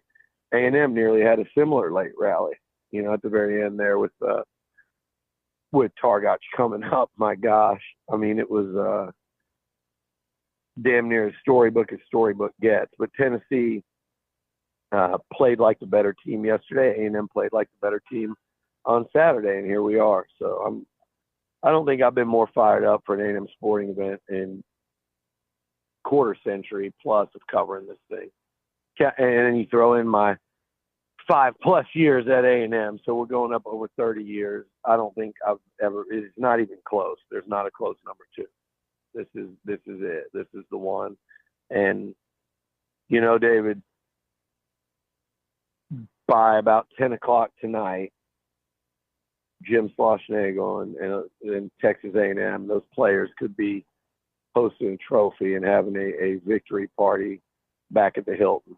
And, if it goes the other way, there'll be a lot of people crushed in Maroon and White, starting with those coaches and players, and they'll, eventually realize that they'll go down as probably the greatest A&M team of all time, in my opinion, in the big 3 sports. So that's win or lose. But if they win, man, this is a legendary night for Texas A&M. And just the anticipation of that, it's just hard to even put into words. Billy, from a pitching perspective, they've given up just 9 runs to the best offense that they've faced all season long. The fact that they've only given up 9 runs, and by the way, they've scored 10. Both pitching stats have been fantastic, but they gave up 9 runs only. Yeah, I mean, if you told me they were going to give up 4 yesterday, I would have said they're going to win the game. I mean, it just credit Tennessee's pitching. It was even better. A&M's pitching was outstanding, especially into the 7th inning. They were outstanding, and Tennessee was better pitching wise. They were a little bit better, and the Aggies couldn't quite break through. They didn't generate any big innings like the one they had on Saturday night. So I mean, on some level, you have to say, and Tennessee was really hard to hit yesterday. On the other level, if you're Slosh and Early and A&M, and you say, okay, we're going to face great pitching again tomorrow night, we're going to have to be better at the plate if we want to win this thing. So they'll have to be better at the plate tonight against a really good pitcher. I know the Tennessee fans are really excited about who they've got on the bump, and just like the Aggies are with Lampkin. When you look at how, I'm reading all this stuff about Tennessee's pitcher, and he's nasty lefty and all, everything that he's got going for him. But I'm also looking at how Lampkin's pitched in 2 outings this week, and why don't you ask Florida what they think of Lampkin, who A&M's putting on the hill. And I know it was a tough decision for Slosh, but you didn't go to Auschenbach yesterday. I think the conversation changes completely if you're going into a clean 8th inning and asking them to start and get you 2, or had A&M scored an extra run, or especially 2. They have 2-0 or 3-0, 2 innings. But you didn't want to really tax him, and now you didn't, and now you've got him. and that kid's going to say, I'm sure he's going to be banging on Slosh's door at about the 5th inning saying, Coach, I can finish this game if you need me to. But we'll see. Billy, we got about They a got minute. they got arms ready. We got a minute before the break, before the top of the hour break. I thought Jace moved better. There was something about his running yesterday. Like, he's still obviously not himself, and the home run goes a long way. But I thought his movement looked a little bit more natural. Yeah, I thought so too. No question about it. Outfield, I thought he moved a lot better. That 5 day, that was the thing. I wasn't so much worried about, once you heard it wasn't a torn hamstring, I wasn't so much worried about this weekend as I was that second Florida, that Florida game. Like, that was the one where I go, okay, if that one was going to be the one that worried me, and rightfully so, because he wasn't himself in that game. He gutted it out and played. But that was the game where I was thinking, man, it'd be really nice for A&M to win and give Jace from, essentially Monday to Saturday between that injury. All right, let's do this, Billy. Let's hit a break here. We'll come back with the top of the 10 o'clock hour. Another Billy Liucci, Scott Livingstone after that, and then OB to close out the program here on a TexAgs Radio on a Monday, Championship Monday. Right now, Nuño, Championship Monday night. We will be breaking it down here on TexAgs Radio, presented by David Gardner's Jewelers.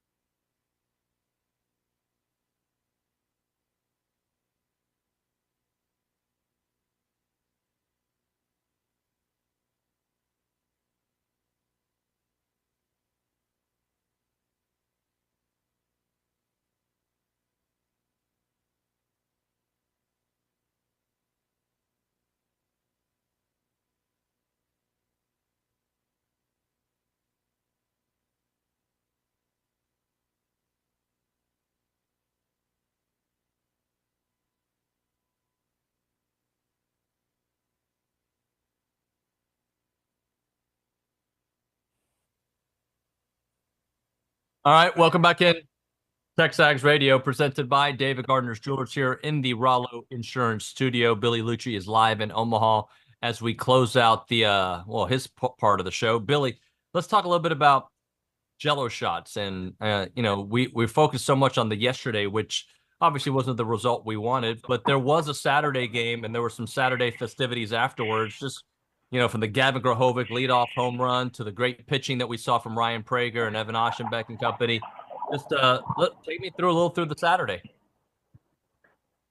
Yeah, I mean, I guess it was a blast. First of all, it was really fun.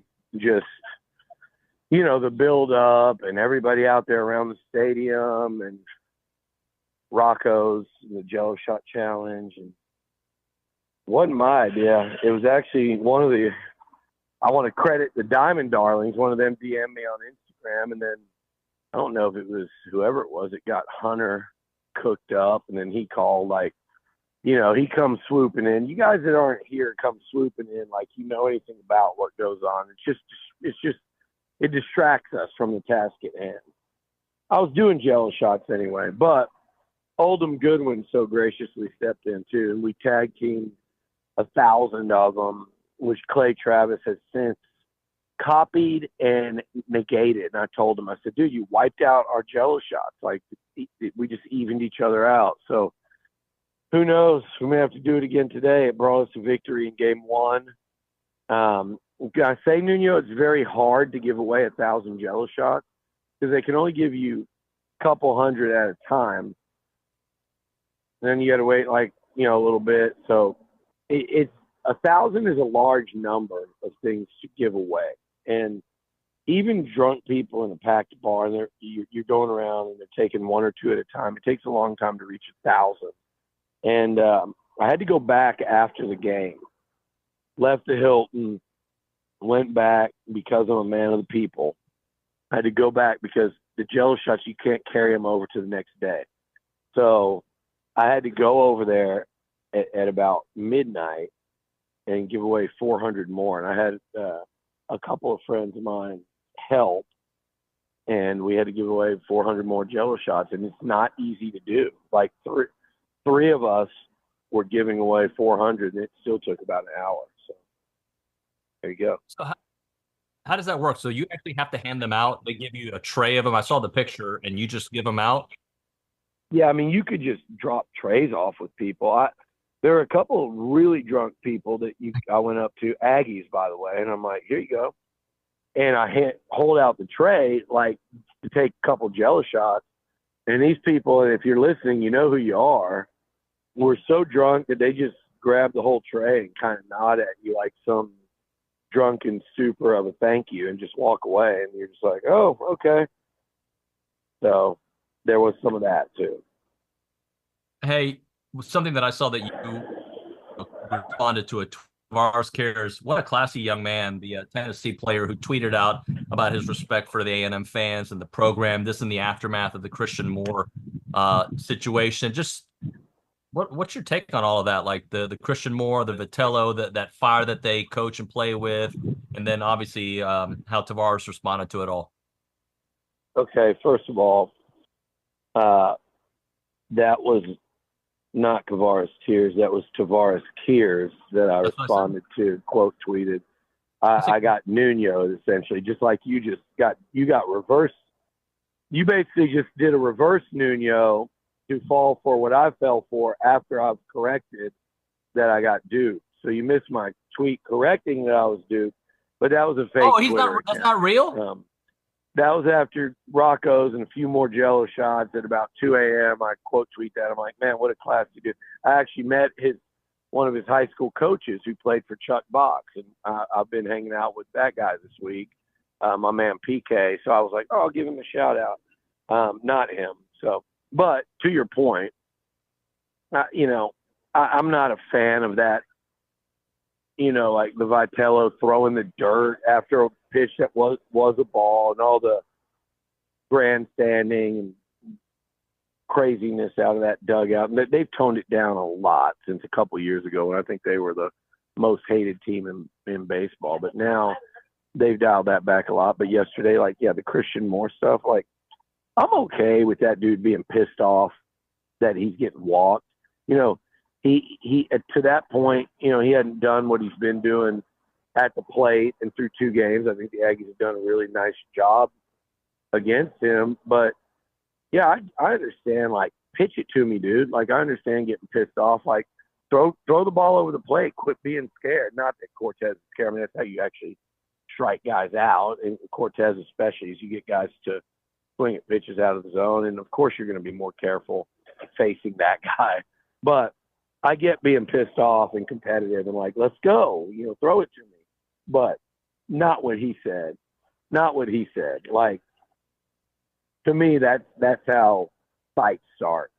That's how ugly, that's how fun series that are insanely, intensely competitive with the whole world watching turn into, you know, that turns into an ugly fight or brawl or ejections and things like that. No one on either team was doing anything to create that type of environment. And then he does that. And you just never know where it's going to go. So, and the whole bat flipping around after walks and stuff, like the other guy did it right after him too. I think it's a little much, but I'm all about the competitiveness. I do like watching Tennessee compete, and I love watching A&M compete, and they just do it in different ways, you know, and I prefer, you know, the way the Aggies compete, but I get it. I respect it. This is a 3-round fight, 1 round apiece right now. Well, that 3rd round is going to be started by Justin Lampkin, who's given 2 brilliant performances.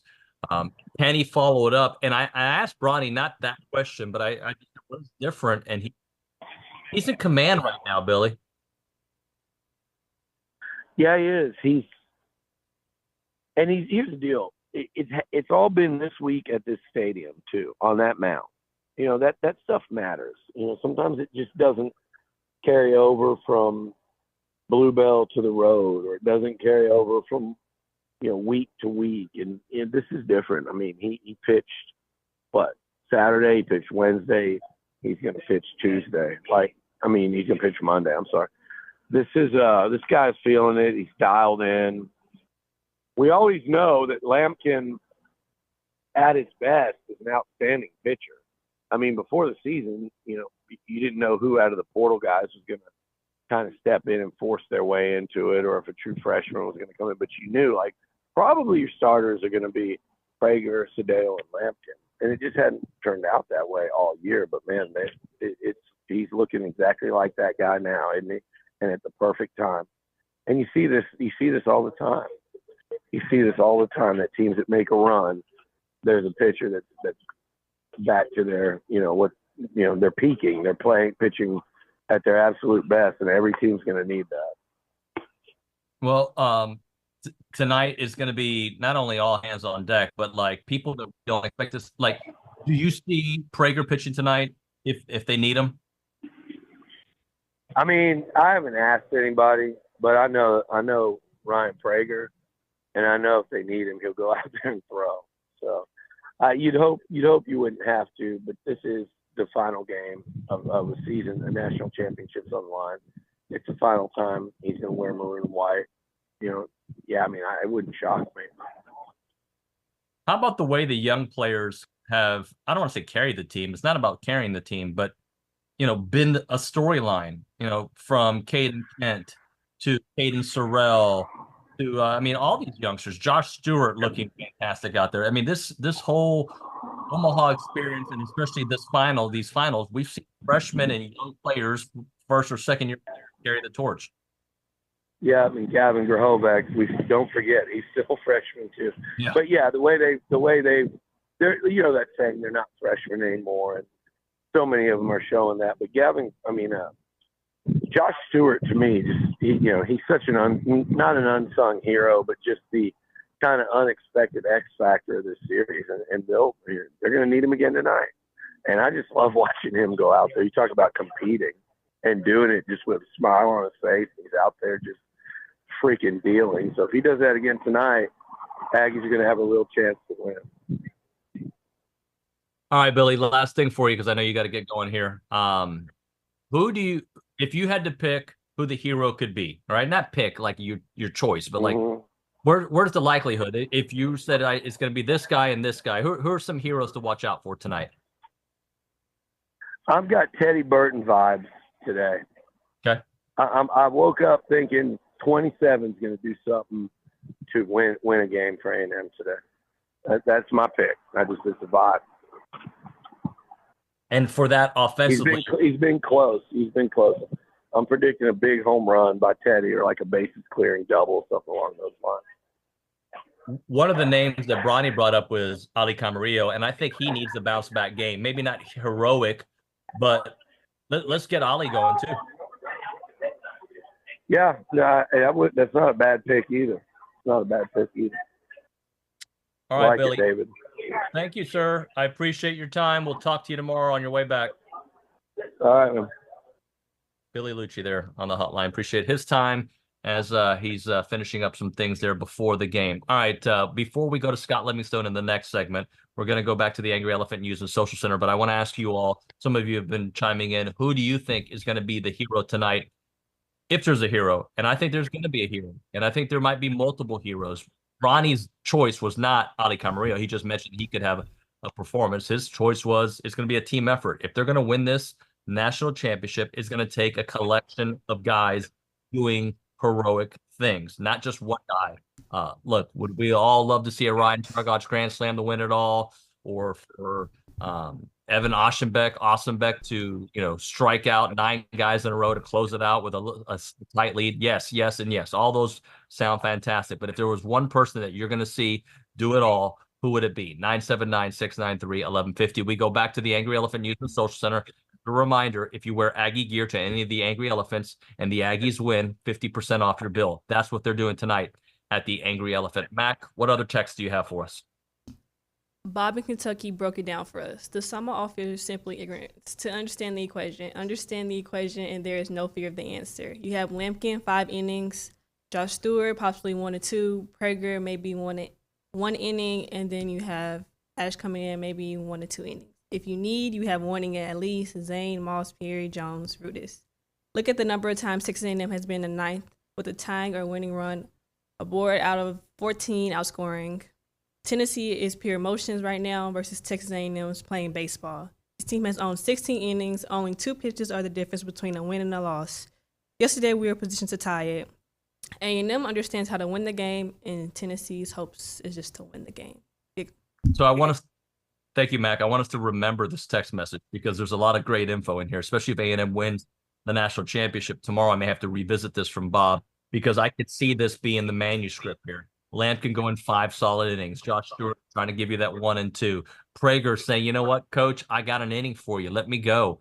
And then, of course, Evan Ossenbeck closing it out in the 8th and 9th. That could be the storybook, which kind of encapsulates the kind of season that Texas A&M has had. That kind of storybook right there, to me, seems not only realistic, maybe even likely. Mac, let's try to get 1 or 2 more in before we hit a break. Jay struggles since the hamstring injury, but he's really opened things up last night. I believe he's set up for a big outing with everything on the line. It kind of goes back to what I was saying to Billy a moment ago. I really do believe the way he's moving. The home run itself, like that was a bomb, right? It was a Jace bomb. He was kind of quiet after that, but the way he was moving in the outfield, the way I thought was running around the bases was very encouraging. And the more comfortable he is moving like that, the more comfortable he's going to be at the plate. And the more, look, I said on Friday when we did our bank on it that Jace was going to have a couple of home runs en route to a national championship and get himself to that club. I still believe that. I still believe he can do that, and we'll hopefully see that here this weekend. All right, we'll do this. We'll hit a break. We'll come back with Scott Livingstone, and then OB is going to join us for the remainder of the program. If you want to be a part of the conversation, 979-693-1150. All right, guys, when it's time to eat, you've got a lot of options in College Station. When you're ready for some fresh Mexican food, you need to go to Costa Vida. You can get the Ryan Targac combo, which is fantastic, or the home run combo that Jason and Ryan Targac love. We almost saw it Target yesterday. We saw it from Jace. Could you imagine if both of those guys could have done it? You could have gone to Costa Vida and get your Targach and your Jace home run combo there and enjoyed incredible food. The beauty of going to Costa Vida is the food is fresh, it's done the right way, and it is a place that Holly has put sweat and tears into. And I mean that. Like, she loves what she does. She loves owning a restaurant. She loves running it, and she loves bringing the freshest food. She's an Aggie. She bleeds Aggie baseball, and that's why she brought Costa Vida here to this market, and it is so good. The tortilla chips are fantastic. Tortilla soup, I should say, is fantastic. The salads, the burritos, you name it. The food is fantastic. You can go early in the morning, get your breakfast tacos on, get your coffee on, have a great meeting. You can go for lunch, you can go for dinner. And I'm telling you, you're going to taste the difference because every ingredient matters. Fresh Mex done the right way. It is Costa Vida, Aggie owner and operator, 4501 Mills Park Circle in South College Station. Again, that is 4501 Mills Park Circle in South College Station. It's Costa Vida.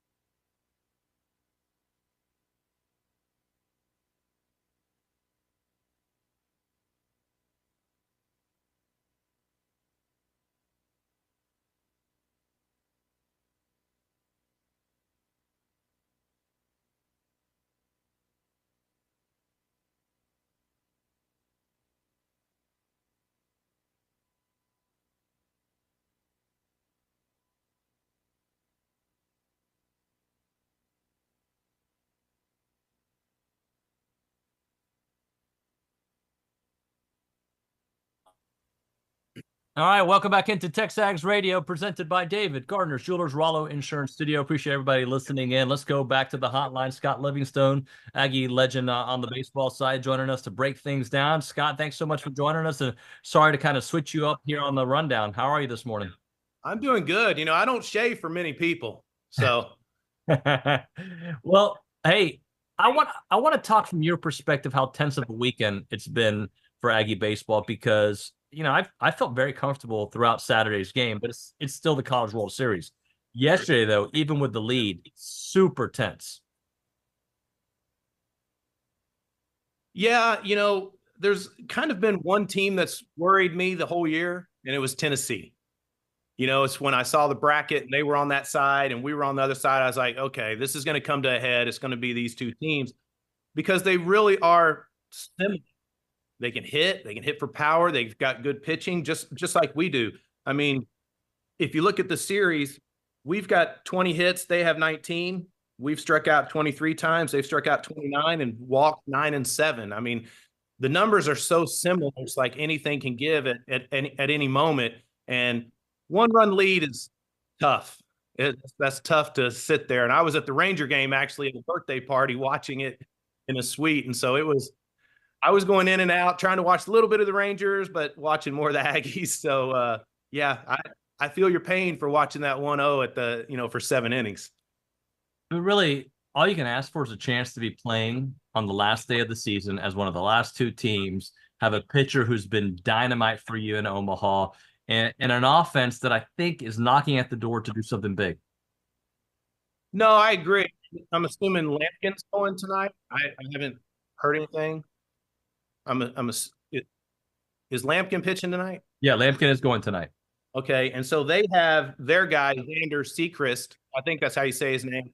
If you look back at his starts, he's gone 6 1/3 in his super, and then 6 1/3 against Florida State. So, yeah, you want to be here at the end. Obviously, this is awesome. I was flipping through the channels last night, and I saw Field of Dreams, and who's not going to click on that, right, to watch that movie? And it talked about baseball and how pure it was. And these guys have really given us an amazing season. No matter what happens tonight, they've got people excited. The 12th man, the fan base and stuff. So, yeah, to go as far as they've gotten, they definitely have the talent. And I picked them in 3, so I feel like they can take it tonight. They just got to get Sechrist out early and get in the bullpen. Scott, Jace Lavalette yesterday joined you as the 3rd member of the 50 home run club. There's only 3 that have done it, and it's just such a great honor, and he's still just a sophomore. I know it feels like he's more, but he's just in his 2nd year at A&M. Yeah, people have told me about that, and I'm like, okay, look, I hit 10 my freshman year, and I think it was 6 or 7 my sophomore year. So I only had like 16 or 17 after 2 years. So I don't really consider myself a power hitter, but I see Jace as, yeah, it took me 4 years to get 50. So what this guy's done in 2 is amazing. There's going to be a few more guys down the road join the 50 home run club, probably Grahovac, Sorrell maybe. And so it's a nice number, but I don't see myself as a power hitter. I see him as a power hitter, and it's just, I'm happy for him because he's such a great young man, and just on and off the field, it's fun to see and fun to watch. Yeah, he is a great young man, and I don't want to say the word "do" because he did hit a home run yesterday, but I feel like he's knocking on the door of a greatness moment, not just a dinger, but like the way he was moving yesterday made me encouraged that maybe on the last day of the season he's going to show us the Jace Lavalette we've seen for 90% of this season. No, I agree, because he's taking some close pitches that he probably could have swung at, and he ended up walking. He's been walked a lot, and like you said, he shifted yesterday when he had that base hit kind of between the first baseman and second baseman yesterday late in the game. He ran the bases pretty good, and he actually had to shut it down and put the brakes on around first base. And for his hamstring to hold during that, that's a real good sign. So yes, I agree. He's due is not the right word, but yeah, I agree. He's up for a big game.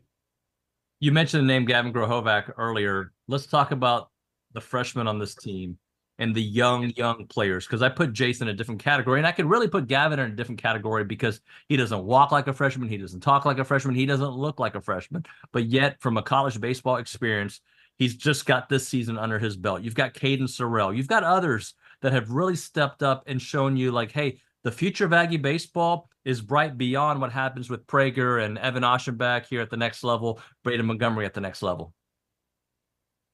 Yeah, totally. 100%. I mean, you see they're backloading that roster and that clubhouse and filling it up with guys that can really play. And you hear them talk about Jack Bell and that, you know, they really believe in what a good player he's going to be. And so they have talent on the bench that aren't able to play because, like Sloss says, where are they going to play in this lineup? Right. I mean, we're stacked. So it's the future of Aggie baseball, I think, is yes, it looks awesome. This season has excited everybody, and I think it's just going to get better and better. Scott Livingstone with us here on TexAgs Radio, presented by David Gardner's Jewelers Rollo Insurance Studio. All right, back in your day, right? Back in the 1900s. I'm kidding, Scott. Back in your day. We're going way back. Hey, back in your day, if Christian Moore would have done that act to one of your pitchers, I don't want to say it was a different day, right? And you don't want to do anything stupid in the College World Series. Well, let's just say it would have been met with a different. Look, the Aggies handled it perfectly. Chris Cortez was perfect. He ignored it, laughed it off. But I'm just saying, back in the day, he might have gotten something in his ear hole. Yeah, we would have buzzed his tower, you know. And it's just a different game now. And with I was telling somebody about the home runs that were being hit. You know, a lot of times I didn't know if mine were going out, so I had to run no matter what. I didn't have time to look at it and throw the bat down and flip it and all that stuff. And plus, I didn't want to do that anyway because I was going to get one in the ear hole. But yeah, I thought that was kind of not a lot of class on his. You know, if he's saying, "Hey, throw me a strike or throw me a fastball," because he might have thrown him 4 breaking balls at that time, and he probably wanted to be challenged. But you know, they're there to get him out. You know, you're not just going to give him the pitch that he wants. We're going to throw him what we want to throw him. So, too bad. We talked about the future. Let's talk about guys that have left an enormous impact on this program's legacy. Ryan Prager, even Braden Montgomery, in just not even a full year because he didn't get to finish it out. But and of course Evan Oschenbach there, 3 guys that I think have left just such a legacy, and we're gonna watch them at the next level and think about their time at A&M and be like, those guys all played at the same time here at A&M. Yeah, and it's also too the way that the fan base and everybody wraps their arms around those guys. And Braden only being here 1 year, right? But man, did he excite everybody in the fan base and has endeared himself to, the culture and stuff like that. I mean, solid young man like they all are. Oschenbach, I mean, stopper of the year. I mean, my gosh, I'm glad he wasn't around when I was playing, back in my day, right? Way back then. So, these guys are tough. And yeah, this is going to be a season to remember for sure. All right. We've got a theme on the show, and I'm going to ask you, who's going to be the hero tonight? If A&M is going to win a national championship, who's the hero? You can give me an offensive player or a pitcher. You can give me whatever you want. It can be Schloss. I don't care. Who's the hero tonight? I think I'm going to go with my future Savannah Banana, Hayden Schott. The future Savannah Banana. Okay. You know what? That's not a bad answer because he's been pretty much fantastic throughout. The guy's a professional hitter. I mean, he's got a huge knee brace on. I figure they would have had a better knee brace back, nowadays, like skinnier and, not as, clunky as the one that he's wearing. But, he's a professional hitter. And I think he's going to face I think Sechrist is left-handed tonight. So he gives you good at bats and he doesn't try and do too much at the plate. He'll get those singles up the middle and that occasional double down the line. And then, one he hit yesterday would have been out at Bluebell Park, but it was in, Charles Schwab, which, that fly balls tend to die out there in the outfield. Like Ryan Targach, right? That one at the end. Oh my goodness. Okay. So I told you I went to the Ranger game. I don't know how much time you got on the show, but I'll take your time. Outside of Globe Life, there's this place called Texas Live. Yep. and it's got all the, it's got bars and restaurants and all that stuff. Well, we were in there watching the end of the game because we had to get to the suite at Globe Life because the game was over. They did 2 hours. And so we watched the rest of the game, and my daughter, my son-in-law, my wife, we're all up there. We're watching the game in Texas Live. And my wife goes, if they tie the game or they go ahead right here, you're going to have to go ride the mechanical bull that's up in the little bar in the area. And I was like, okay. So I was going to do it. But as soon as he hit that ball, he kind of fooled me because the way he looked after he hit it, they were showing him first. And it was like, and the whole place, Texas Live, just was like cheering, thinking he got it. And man, it was close. How sweet would that have been? It would have been sweet, especially considering his story, the 12th man. And, he was a huge part of the team that went to Omaha 2 years ago. And this year, some injuries have held him back. And he, it wasn't the year that he expected, but it would have been a brilliant final act. And maybe there's a chance for that tonight. Is there any thing that you think in particular that you see has to happen in this game? Is this going to be a pitcher's duel? Is this going to be finally an offensive game where both teams go off offensively? I think it's going to be a little bit of a pitcher's duel. I really believe we have to get into their bullpen. I think it's managing the staff, piecemealing it together once you get the starter out. I mean, I don't know who they have all on the roster for the World Series. I don't know how many pitchers they can carry, but I mean, throw Tanner Jones out there for one inning and just blow and go 96, 97 for one inning. Or, I think that's what you're going to see tonight if the starters don't go that long. And even if they do go a long time, you can still see guys coming in. But Tennessee's basically shot all their bullets yesterday to win the game. They've used mostly all their pitchers that they use in these series. And we still have some in the bullpen that haven't. And so I think we're in good shape. I really do. Scotty, I appreciate you, buddy, man. Thanks so much for help throughout the season. Hopefully we're celebrating a national championship. Oh, for sure. Thank you. Thank you, man. Scott Livingstone. That's my guy right there. Always good stuff. Appreciate his time here on the program. We'll hit a break. I'll be back in studio. We can hear from you. You want to call in and tell us your thoughts? You can do that at 979-693-1150. We've got 30 minutes to play with. Get your thoughts on. Call your shot. How's A&M going to win? Who's going to be the star of this game? Who is the hero? 979-693-1150. Right now, though, we're talking about Rollo Insurance. They are the official insurance provider of TexAgs Radio. The difference is real. They're an independent insurance company built around educating you on exactly what you're paying for, doing the shopping for you so that you can accomplish all of your insurance goals. They're fantastic, guys. They can write any form of insurance to anyone in the great state of Texas and several other states as well. They are super local and super global, right? Like you can use them throughout the country. They got offices all over the place, but there's a reason their headquarters is in College Station on Highway 6. The reason is they love this community. They love being a part of the Texas A&M Aggie Network, and of course, Bryan, College Station, Navasota, the surrounding counties. They love it. They can take care of you anywhere in Texas. They got 53 offices in Texas, but again, they're all about College Station and Bryan because they love this community. That's why you see Jason, Jackson, Morgan, and the whole crew, Keith, all around town supporting Aggie events. Their headquarters on Highway 6, as I mentioned. You can call them up, 888-44-ROLLO. That is 888-44-ROLLO, or go to rolloinsurance.com. That is rolloinsurance.com. It's Rollo Insurance.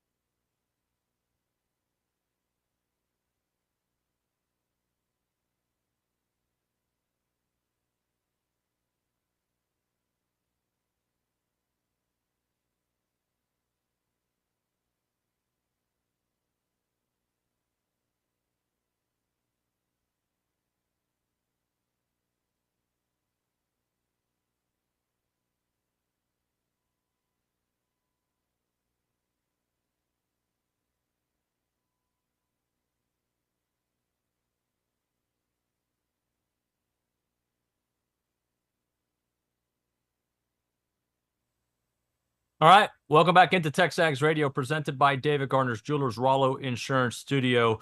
Final 30 minutes of the program. Billy had to switch up his schedule for a couple things going on in Omaha. Olin Buchanan going to finish out the show with us here on the program. OB, you'll appreciate this this next caller on the show, Noble. He's been a fan of the show for a while. He responds on YouTube often. He sent me a text that he was on his way to Omaha. He said he called in to work, said, I'm going to Omaha to check it out. And now he joins us here on TexAgs, the radio. Noble, good morning, buddy. How you doing? Hey, guys. How's it going? Great. Hopefully even better tomorrow.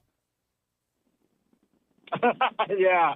Tomorrow's going to be, I got to drive back and then, somehow appear like emotionally stable for work. But either way, it's going to be an emotional night for all of us, I think, one way or another. Do you have tickets?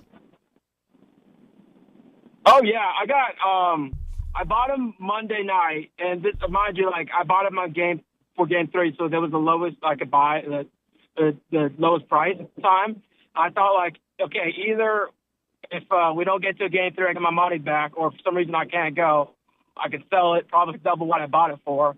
But then, after the game yesterday, I was like, how many people, Aggies, have lived, entire lifetimes, haven't seen us go for a national championship? I don't care how much this ticket is worth, I'm going. Outstanding. Great. That is outstanding, man. To be if you have the means to get it done and you have the time, you can get off of work. I mean, why wouldn't you want to be there in Omaha enjoying, hopefully, what we'll be celebrating as the national championship, OB? Yeah, hopefully we will be. And I especially, either way, but especially if they win, talk about if you're there and Noble's making that trip, something that you remember the rest of your life and will cherish. To say you were there.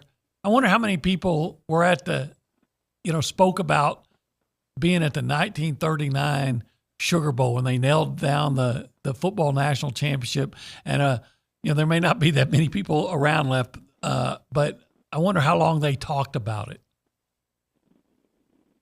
Yeah. And I don't think it's going to be. Go ahead. I'm sorry, buddy. I was going to say, I don't think we're going to have to wait till the next century for us to see us in the national championship again. But, I don't really want to test that theory either. So, hey, we're playing in what's essentially Game 7, best for 2 words in sports, and my team's in it. So, win or lose, it's been a fantastic season. And I don't know. Brauninger does a great job of being really cerebral about the whole game. But, I'm just riding the high, and I'm just going to have to mitigate the low if there are any lows. But hopefully, fingers crossed and thumbs up for tonight. Well, that's Noble, I that's the way to appreciate you, go. sir. Thanks so much. Safe travels to Omaha, buddy. Yeah, y'all have a great rest of your day. Gig 'em Ags. Gig 'em. All right, Noble there on the hotline. Appreciate his time here on the show. OB, on Friday, I brought this up to Billy, and I don't think I brought it up to you. But I think what Aggie baseball is showing us is everything we thought was possible at A&M is possible, right? Because if you get the right people, and it's got to be a collection of people. It can't just be a head coach. It can't just be, a superstar outfielder. It's got to be a collection of people.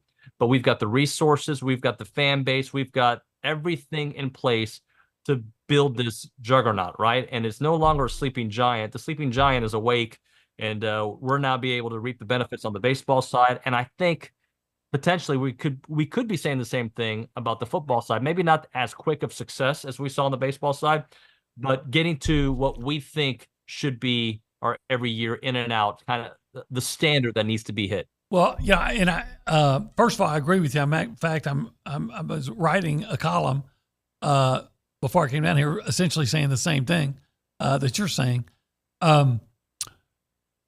We know how difficult it is to win football out of the SEC.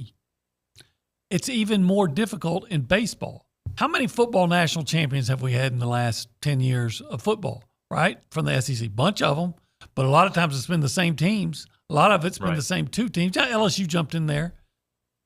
But in baseball, what is this going to be, the 5th different SEC national champion in baseball in the last 5 years? Right. Right. So it just goes to show you how many high caliber national championship level programs are in baseball. It's the SEC is even stronger in baseball than it is in football. And that sounds crazy, but it's true. So if you can get to that point in baseball, then there's no reason to believe you can't get there in football, because this is a football state with a lot of great players, and you have the same kind of resources, and you have, and I think it is a matter of what you were talking about. Can you get the coach that's going to put everything into it, and it's more about what's best for the program and not what's best for me, and just doing all the things in the transfer portal? Can you hit the same kind of home runs, if you will, in the transfer portal in football that Schlossnagle's done in baseball and recruiting, all those things? Yes, it's absolutely possible. Well, we are the premier baseball program in the state and hopefully in the country, right? In a few hours, we might be the premier program in the entire country. Regardless, we are one of the 3 best programs there is, if not, sorry, the best 2. And hopefully it's going to be the number 1 program. OB, this opportunity tonight, though, like if A&M plays A&M baseball, right, I think they win. And I know that's saying, like, that's Captain Obvious here, but I think A&M's best versus Tennessee's best. I think A&M's better. Well, I don't know. I need them to be better tonight. And look, yeah, I would never. It would be foolish to raise any questions or tell Schlossnagle what to do. He's got a team that's playing, that's 1 game away from winning the national championship, and he's done it in 3 years. And it's amazing. What I would hope is that you'll see. And I wonder if some of the things he may do tonight is, it seems like a lot of guys, seems like they're going to take a pitch. They're going to take a first strike.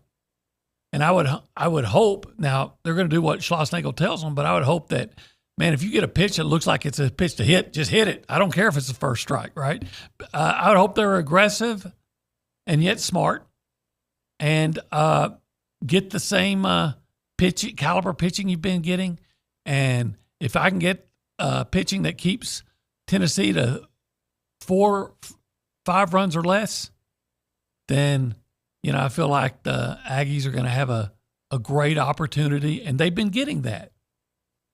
Well, OB, I think, like, there's just a couple players in that lineup that I'm like, you got a green light on the first pitch, because Tennessee is going to give you a strike because they know you're not going to swing, right? Gavin, Jace, I would even say Hayden Shaw. There's 3, 4, 5 guys that I think you can do what you can do. Travis Chestnut, I still want you taken.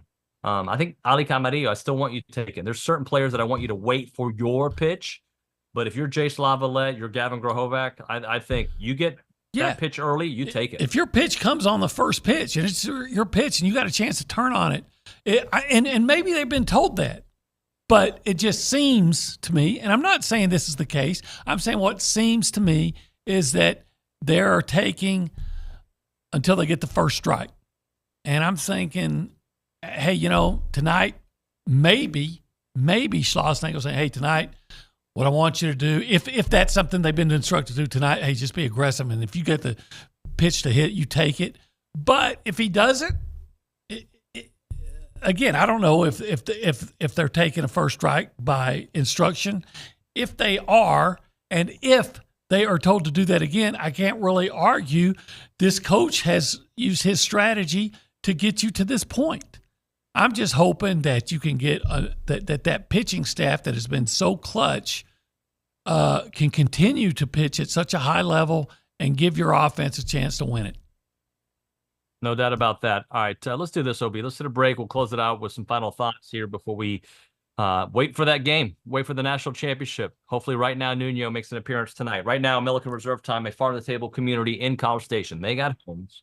They got trails, they got wide open spaces, and their mission is to build a healthy community around nature. And they've done that by treading lightly on that beautiful land. And they've created a sanctuary for nature, for family, and for community. They're dedicated to that conservation of a healthy community with wildlife and native landscape, 2,600 acres of open space. You've got the 30 miles of trails. You've got the homes. You've got just the awesomeness that is Milliken Reserve, where your family can come together, connect, and just enjoy being outdoors together, playing games, climbing trees, fishing, kayaking, canoeing, you name it. You can do it all there at Milliken Reserve. And they want to provide a natural setting for people to come connect and come together.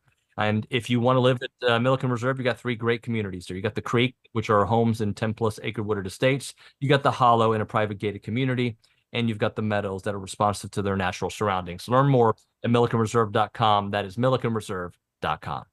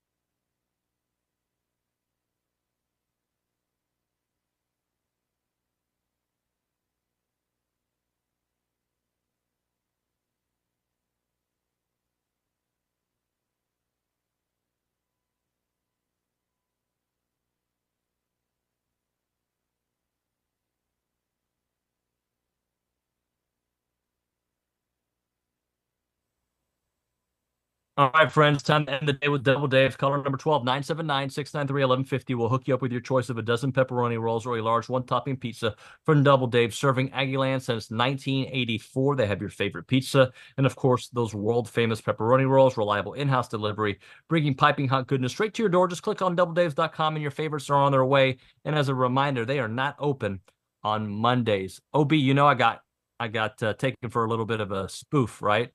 A fake tweet got me, even like 12 Today? hours after it had already hit the internet. Did you see that one? Was that happened today? No, I didn't see it.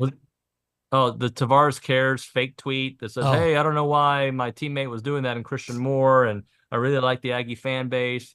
Billy had retweeted it, and he fell for it, but then he unfell for it. Then I brought it up on the radio as an idiot because I've done that on several occasions, just like my friend Hugh. Jazz from Singapore or wherever he was big from. guy. Well, you know, that's the thing about social media. You know, you never know what's true out there. You never know what's true out there. What is going to be true tonight, OB? What do you think is true about tonight's game and the fate of Aggie baseball when this game is all said and done? Well, you know, why would I not? I know Tennessee can hit like crazy, and yet the A&M pitching has kept that Tennessee lineup somewhat at bay, somewhat. They've given up home runs, but typically not home runs that are that just kill you, not to the volume. Why would I not expect A&M to continue to pitch well? So it's true that, because we're talking about what's true, it's true that our man Lampkin has not given up a run in 8 innings he's pitched in Omaha. I don't know if he can continue to go scoreless, but I think he can continue to pitch effectively and get it. I'm just hoping that they can pitch effectively and get it to Awesomebeck with a lead. And if they can get the lead, get it to Awesomebeck, and I will live with the circumstances, because then I can put my best against their best, and may the best man win.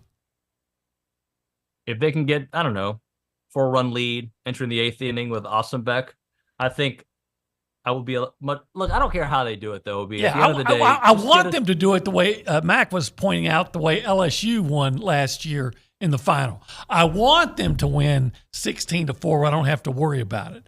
I do believe there's going to be a lot of stress eating tonight, but I just hope it comes out that the Aggies have a lead, hopefully, like you just said, 4-run lead, but hopefully I get it to my best guy with a chance to protect the lead and win the national championship. And I'm gonna count on that, because, quite frankly, the pitching is something that we've been able to count on. How many monsters have you had today, OB? None. Tomorrow, the plan is for 2 to 3. Hey, it's going to be a 2-monster day, a show if they win. That's how I'm going to success, and that's how I'm going to celebrate. Now, what was that, Mac? For Loco. Yeah, Mac is saying I should be going to a 4 Loco. Now, does that mean there's 4 Locos, or is 4 Loco the brand? Mac, I'm not that's familiar. the best idea I've ever heard in my life. No, that's the brand. So Mac's saying I should drink something called 4 Loco. Other people have told me I'm already loco, but if that's what it takes, whatever it takes to get a win and to celebrate it, I am ready to do that, because it's gonna be an amazing night for Texas A&M. As a reminder, the Angry Elephant, you go there dressed up in Aggie gear, and the Aggies win the College World Series, 50% off your bill. That's simple. You go eat there, you go drink, you have a good old time, 50% off your bill if the Aggies win and you're dressed up in Aggie gear. OB, I know you'll be there, man. Thanks so much for joining the last few minutes of the show. You bet. Gig 'em. All right, guys, this is what we've asked for. It's here. A chance at a national championship right now, right here, right now, as they say. We'll have it, all the coverage on TexAgs.com. Thanks so much for watching and listening. We'll see you all mañana.